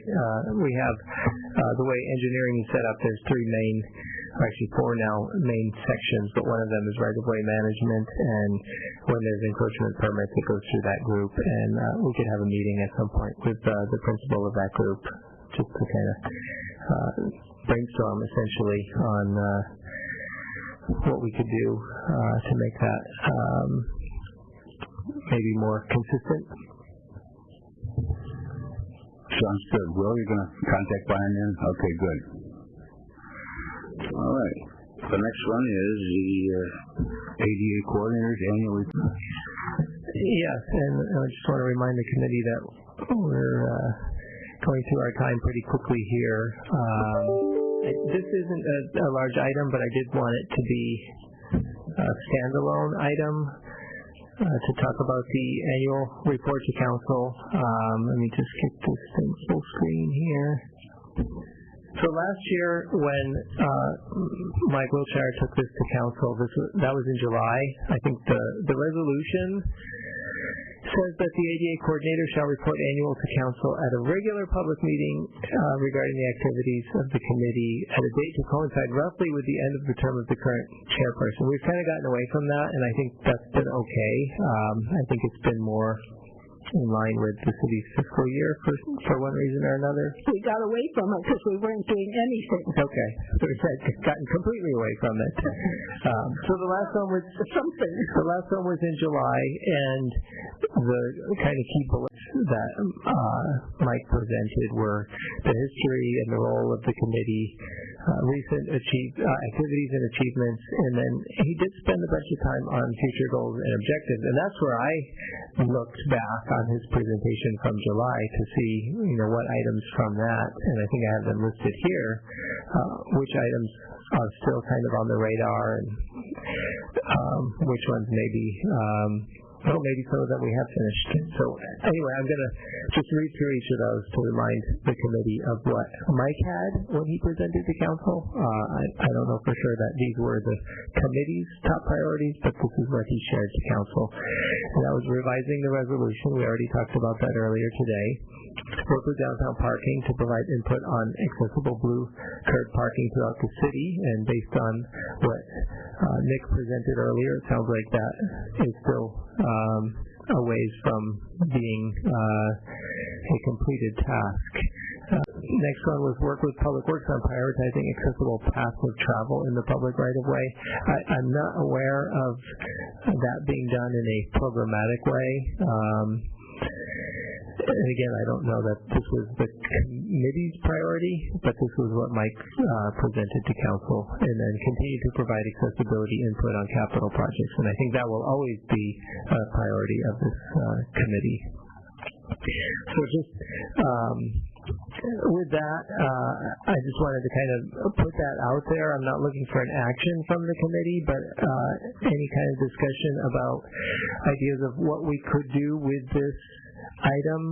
It'll probably be in a similar time frame if we're thinking about July to present, and I like what I've already heard about this 30-year anniversary of ADA. I think we could maybe have a proclamation at that council meeting, and then have the admin item come later at the same meeting where we present what we've been doing and what we hope to accomplish in the years ahead. I'll just bring that over for discussion. I think the item you mentioned about following up with accessible paths to travel, I think that was something that at least the components are being worked on by the sidewalk ad hoc maintenance committee. That was my take too. I also thought it had to do with just more curb cuts to accessible path to travel, especially with the Measure C work. I would hope in this that we can really highlight some of the progressions we've made, or progress we've made, which would be the blue curb work by the Jim Dewey group, getting those things fixed, the state and Alamar, your insistence that we have a more comprehensive tackle dome requirement to now coordinate with what the building department had. I think that was a big improvement. And a few other things I can't think right off the bat, but there's I think a lot of highlights to stress also, besides the work we need to do. But there's some kudos to be given to you guys. So. We'll start thinking of things we'd like to see included. we have time, so that's good. I know you said you wanted to get out of here at a certain time. Do you want to keep going? Well, my kids are home alone. How old are they? 8 and 10. Oh, they're okay. They're just smoking and drinking. It's no big deal. I can probably go till just a little bit before noon. I would like to spend a good amount of time on that item number 10. So if it's okay with you guys, I'll jump to item number 9 and move kind of quickly through that one. That was the information only Capital improvement. update on some capital improvement projects, some of which have already been talked about. So looking at that, this list here is projects that have been completed, and I list pavement maintenance, and underneath that is Mission Street. If anybody's traveled along that corridor, it was a long duration of construction because just of how tricky it was doing work in that area with different utilities and just the busyness of the street and the narrow lanes. But we got it done. That was a project that we definitely couldn't have touched before Measure C because it would have used up the entire year's budget. And one of the things we did since we were there was some pretty big crossing improvements at Valet. That was really visible. Where we tightened up the distance and better aligned things. It's still an awkward intersection, but it's much better than it was before. So that's one of the things that we could have just resurfaced the road, but we knew since we were there it was the time to make those kind of improvements, and I think that really helps with accessibility. I think so. It's really visible. If you know people who are walking in that area, it's really visible. And then the next two, La Cumbre Road is a sidewalk infill project, and Old Coast Highway is also sidewalk infill. These were some of pretty much any of the sidewalk infill that remains is challenging, usually due to grading issues or dealing with encroachments. And these were funded, I think at least in part, through Measure A, some grant funding through Measure A. And happy to see those completed projects. I think I had some numbers here, over 5,000 square feet of new sidewalk as part of those projects. And with the paving work, although it's not quite as significant for this committee, there was about 54 blocks of city street repaved and 35 blocks slurry sealed, but we did get 74 new or retrofitted access ramps out of that, and I do understand that, yes, we had to do those, but still, that does improve accessibility. I wanted to highlight that. The next list of projects here, these are ones that are in various stages of design or development.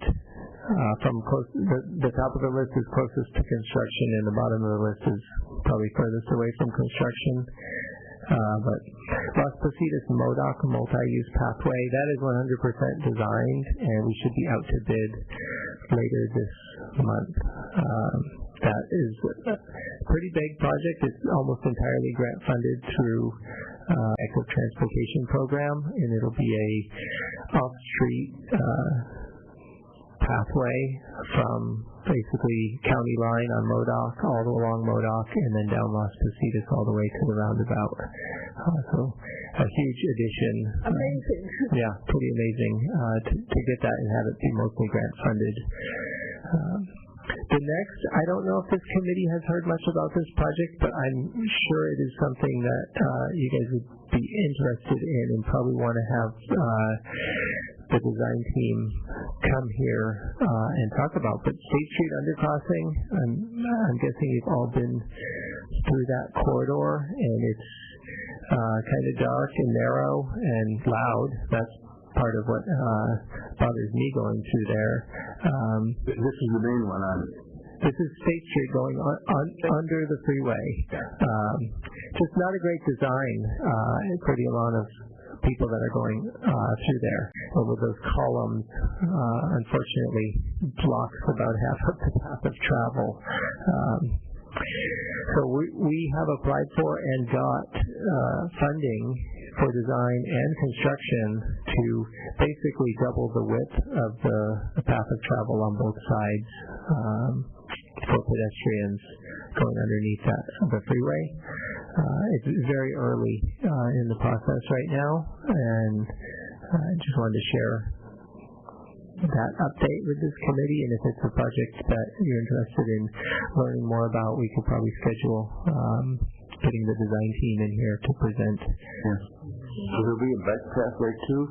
I believe there are, and it's still, like I said, it's early, so I'm not sure what the lane configuration is going to be. There's already a bike lane there now, so I'm not sure how the future project will configure the bike lanes. Brian, what's the length of the distance? Does it start a few feet before and after each side of where the underpass actually begins with descent down underneath the freeway? I believe the project is pretty much going to go from intersection to intersection. So is it Gutierrez? Harris to Yananali. Wow. Yeah. Okay. Yeah. That whole big project. Yeah. Okay. Next on this list, I have Quick Drive, which recently went to council to get kind of their buy-in to move forward with grant application for a project that would greatly enhance the safety of that corridor through crosswalk improvements, traffic signal improvements, and council supported that, so we will be applying for a grant this year, and we'll see what happens with that. But I think there's 7, I think I read, planned crosswalk improvements, and those are likely to have the flashing beacons, and I think there are some, the elevated medians, I believe. The council report was just last week, and I think I had that printed out. If anybody's interested in learning more about that, I think actually it was February 4th online, the council report and all the attachments provide all the detail on that project. You know, if that plan includes a sidewalk improvement coming east from Miggs up cliff towards City College on the mountainside, that whole sidewalk along there is in real need of repair. I'll make sure that that's factored into the grant application. I know there are some sections that are in disrepair. There's also a lot of driveways that it's just cross slope. You're going on the sidewalk and you don't have, it's more than 2%. You're basically just traversing across the driveway. So if we can roll any of that up into the grant application without, I think it would enhance the grant application actually, so I'll make sure that that's been factored in since we haven't applied yet. And then last on this list is a smaller project, but this is on De La Vina Street, south of Carrillo. Safe crosswalks and buffered bike lanes project. So again, another ATP application where we're looking at improved crossing opportunities. This is Carrillo down to where? How far down you going? I think pretty much down to the end. To the 101? Yeah. Okay. Any questions? I saw some heads nodding with State Street. It sounds like this committee is interested in learning more about that project. I think this committee's interested in having being part of the discussion on any projects. I think that there's been some frustration over the years about projects that we wish we had an opportunity to chime in on before it was too late. So I think it's fair to assume that we're always interested in learning more. Yeah, well, what I can do is see when these grant applications are due, and if they're due before the next committee meeting, I wouldn't be opposed to scheduling a special meeting where the team that's working on the grant application actually meets with this committee to get your input before we even apply, because oftentimes once we've applied, you're kind of locked in on the scope and the budget, and that's when you probably feel like you're getting resistance from staff, like we can't do this and we can't do that. But before we've applied, there's no reason at all to be saying we can't do certain things. That would be terrific, because we can come up with ideas that surprise them all. That sounds great, Brian. Okay, very good. Tell me what a buffered bike path, what's your definition of a buffered bike path? I believe Carrillo Street, or maybe, I think it is still Carrillo Street, going up towards the Mesa.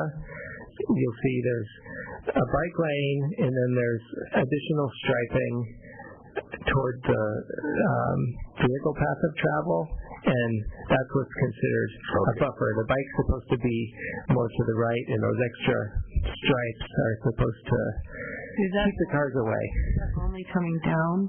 I know it's going up. Really? Okay. I don't often. It's just a painted barrier. Just an extra space, I think. Yeah, it's basically a wider bike lane with an extra stripe. And it lists drivers to pay attention. The one on Delavina on the State Street, you take a look and you see, oh, this is complicated, better slow down. Yeah, it's pretty amazing how not all drivers, but they often comply with paint. If you put paint down, they will move over. So the buffered bike lane just gives the bikes a little bit more space. If only the bicyclists were so compliant. It seems like they are insistent on being in the vehicle path no matter how wide the bike lane is. Well, they don't follow the rules. Okay, so that wraps up number 9 and leaves us with some time with number 10, which I think this is the exact kind of thing I've been hearing that the committee's been interested in being able to kind of bat around, which are ideas for future meetings. So when we had the chance with the cancellation to repost on this item, I said, let's get this in. I want to talk about I want the committee to have the opportunity to talk about future agenda items. So I have on these next couple of, actually this is in the resolution what it says for how items are added to the agenda, and it's just, like I mentioned earlier today, any member of the city accessibility compliance staff, but at this point that's basically been me. But I know there's a lot of items that different members of the committee have been interested in having discussions on, and it's been hard for me to know, is there a consensus among the committee that this is a key item? So I figured the best way, maybe the best way, I don't know, we'll find out, but why not put this on an agenda where we allow the committee to talk about different ideas and take an action on maybe 3 or 5 key things to try to bring to the committee in the next, it may not be the next meeting, but hopefully in the next couple of meetings.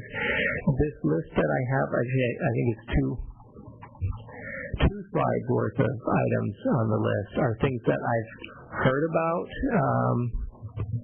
from various members of the committee over the last 6 months or so, and so I'm just putting them up there as a starting point of ideas, but then I'm planning to just turn it over to you all to have a discussion and hopefully take action on. So I'll read through these. Valet parking ordinance update, ADA/blue curb spaces, ADA parking enforcement, transition plan update as a regular item, a recurring item, De La Guerra Plaza revitalization project, Mission Creek Bridge project. I believe that would be the project up between the museum and the Mission. We've done other Mission Creek bridges, but I believe that's the one that... and Rockingham Park. Yes, exactly. A Royal Borough Open Space project update. That is pretty much done. I don't know if the committee is still interested in that, but that was on a list at one point.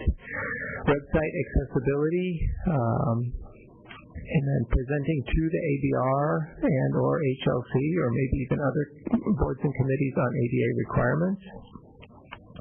Revisions to the resolutions, so we've talked about that. And then the prioritizing accessible paths of travel, we've kind of already talked a bit about that, or any other ideas. So that's I'm just kind of dumping the list of things out there, and I'm hoping that the committee, through an open dialogue, can kind of sort out what some of the top items are to bring forward for public discussion. So I have a thought in relation to this.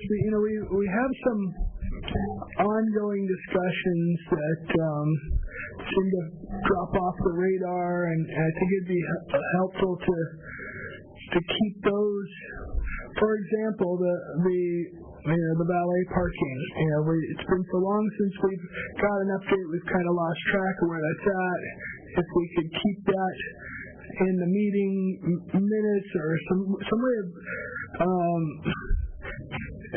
updating the status of ongoing projects without them drop the radar, that might also help you to agendize meetings, right?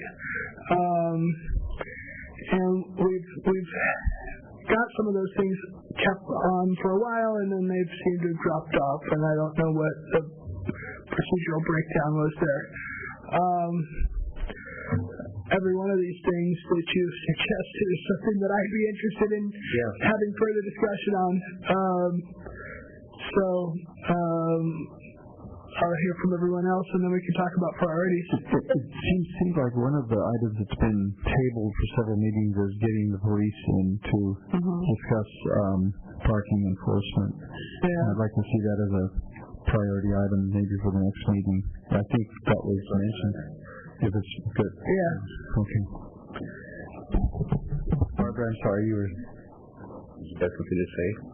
Oh, I was going to say that one of the ways we've managed it with Nick is to move into the ad committees, and then our ad hoc committees can report. So we do bring it onto the agenda, but we bring it on in a different sort of way. Right. Work in progress already. It's just up for discussion.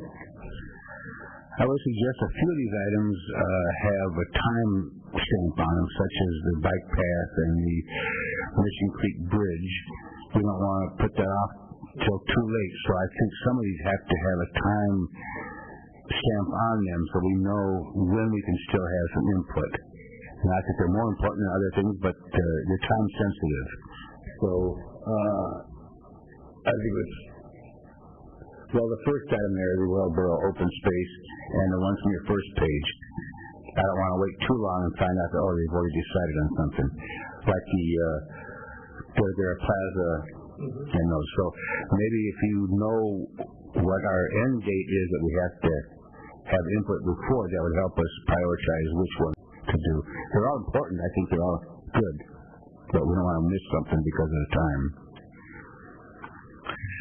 Brian, one thing I don't know that was mentioned on your list there was an update on the Carrillo Arts Pavilion project. I heard possible opening date of spring of 2020, but I hadn't heard any update on that.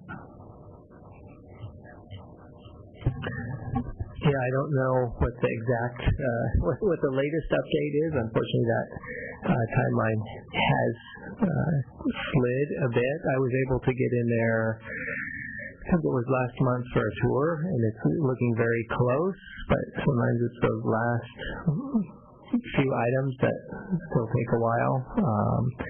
If you're interested, I could probably just get a quick update from Parks and Rec and send that out. Yes. And also we asked about the Louise Lowry Center. I think that was going to be redesigned, but that wasn't on your list here. Is that something that's still going on? Right, I believe it was on hold for a bit because that site was under consideration for police department. So I think it's picked back up again, and I can check and see where that is at. And just a reminder that we discussed adding the 30th anniversary to this list. ADA 30th anniversary. Right.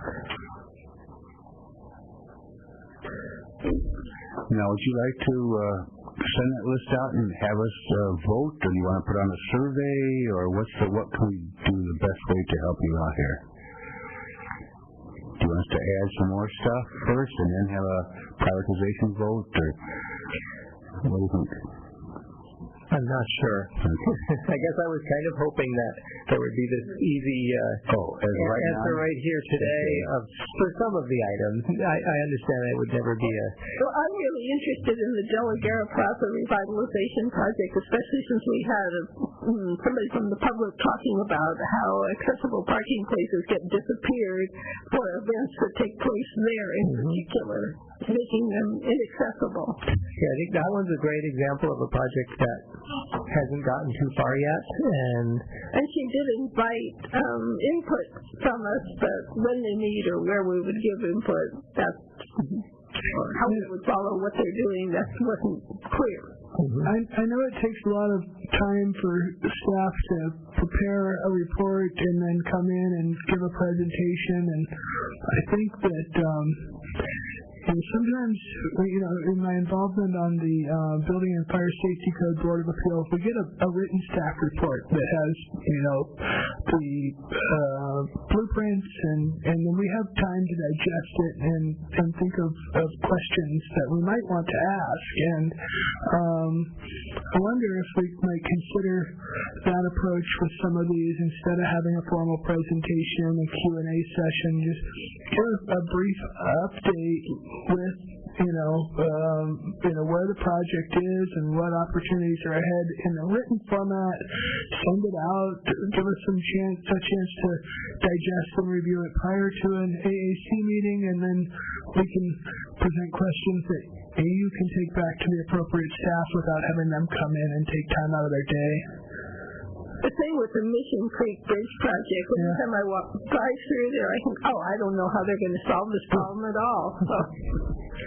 Yeah, I think those are good suggestions, and it probably depends on where we're at in the stage of the project. But I think it's easiest when we're really early in the project and there really aren't any plans yet, and we can just kind of have an initial discussion. But then I think we would want to continue the dialogue, and when it develops into plans, then that becomes something that could be shared.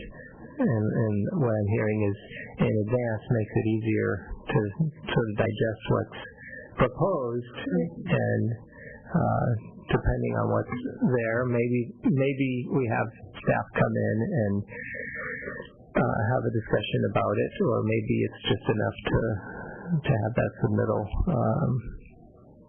But I think catching these things early, and then I think each project will take its own sort of path. It's just being aware that they're in the works, which is something which we don't until you tell us, unless we found out some other way. Yeah. I think we agreed today that we should push on the Blue Curb initiative and try to get more downtown, so that's your number 2. And number 3, you said the police are coming next time. Yeah. We got that. I feel personally, and I think Nick would too, and you, that the Blue Curb needs to be addressed as soon as possible. And I think that maybe we should send something over to Rob and Victor and have them review it and come in and have a discussion about it. I think that would... Let's give them something before the meeting. Right, yeah. And also I would like if you could look at Nick suggested and see what kind of web changes can be made, or which are impossible, or what can be done. So there's 2 things. There's the web pages that he suggested, and also having downtown parking get involved and say, hey, this is important to us, let's have a discussion on it. So I would like to have that. Especially those green dots, which would be adding spaces that are needed. So if we have blue curb and we have the website. Parking. yeah. And the parking, and it was one of the things we talked about. The Valet. The parking enforcement, we get these updates with the numbers of tickets that they've written each year, and that's not my big concern with it's the repeat abusers on private property that I really would like to find a solution for.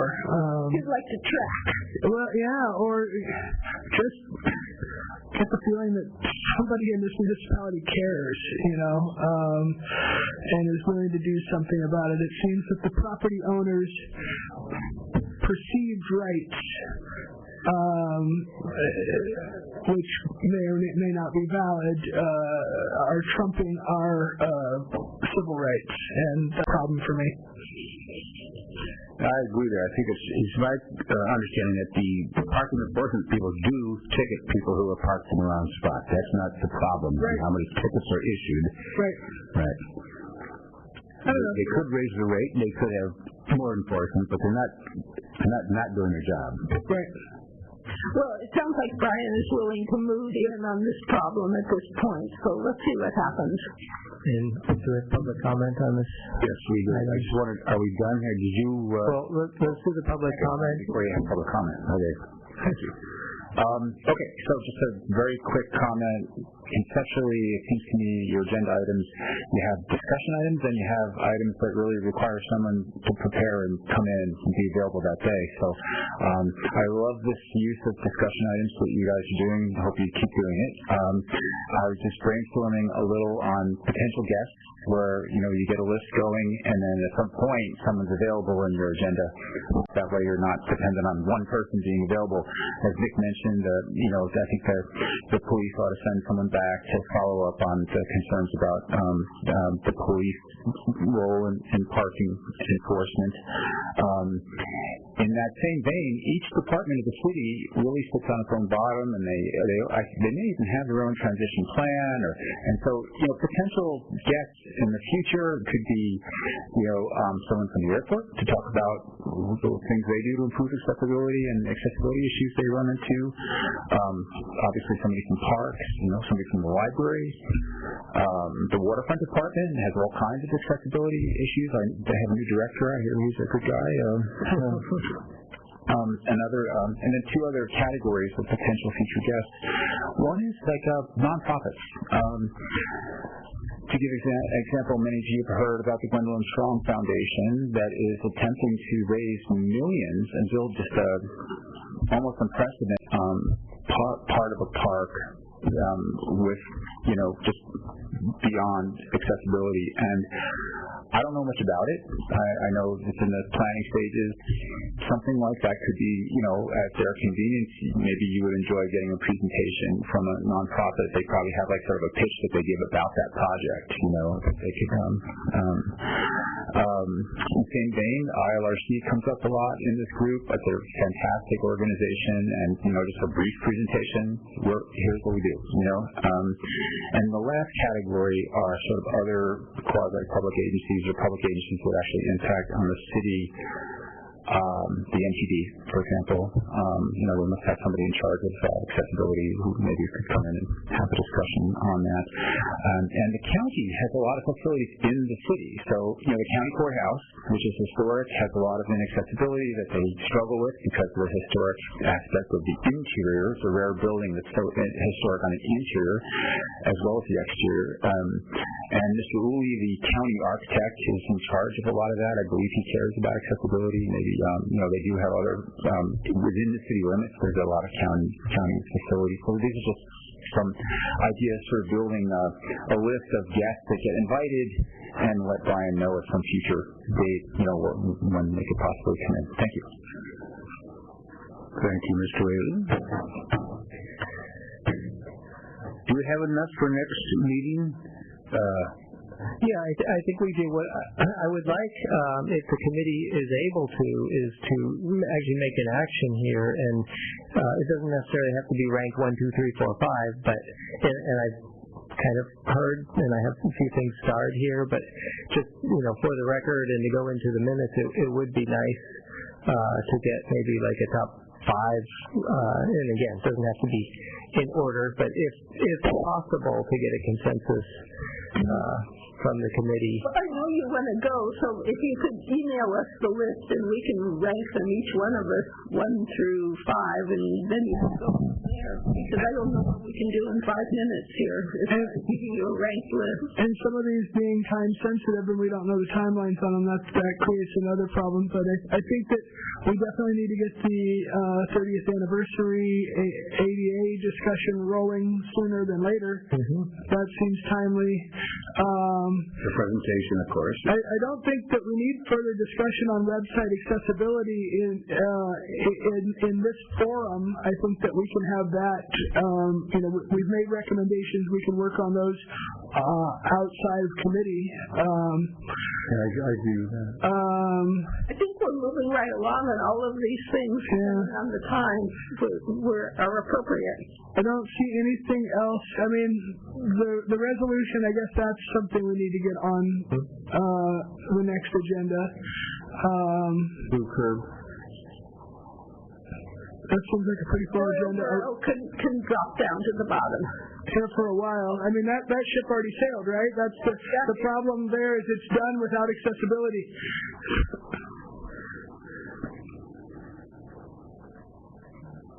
Unless something's changed that you think we would really want to know about for a railborough, but if it's done, then we don't need to discuss it further here. Well, if those aren't enough, you could send us a list with the dates on the construction projects, and we could, if you still want a priority, we'll do that. I would say that there's probably plenty on there, and I guess what my strategy can be is try to get a draft agenda out well in advance of the meeting, and Jim, I'd work with you and just kind of get a thumbs up from you. That would be great. In advance.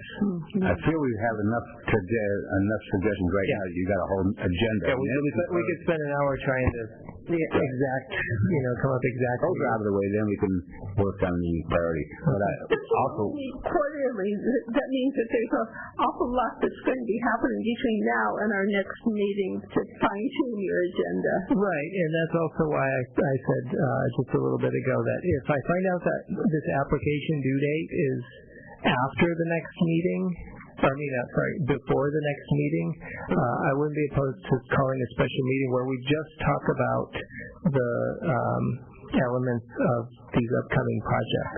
Yeah. Thank you so much. Sure. So I have one suggestion to have another ad hoc, perhaps.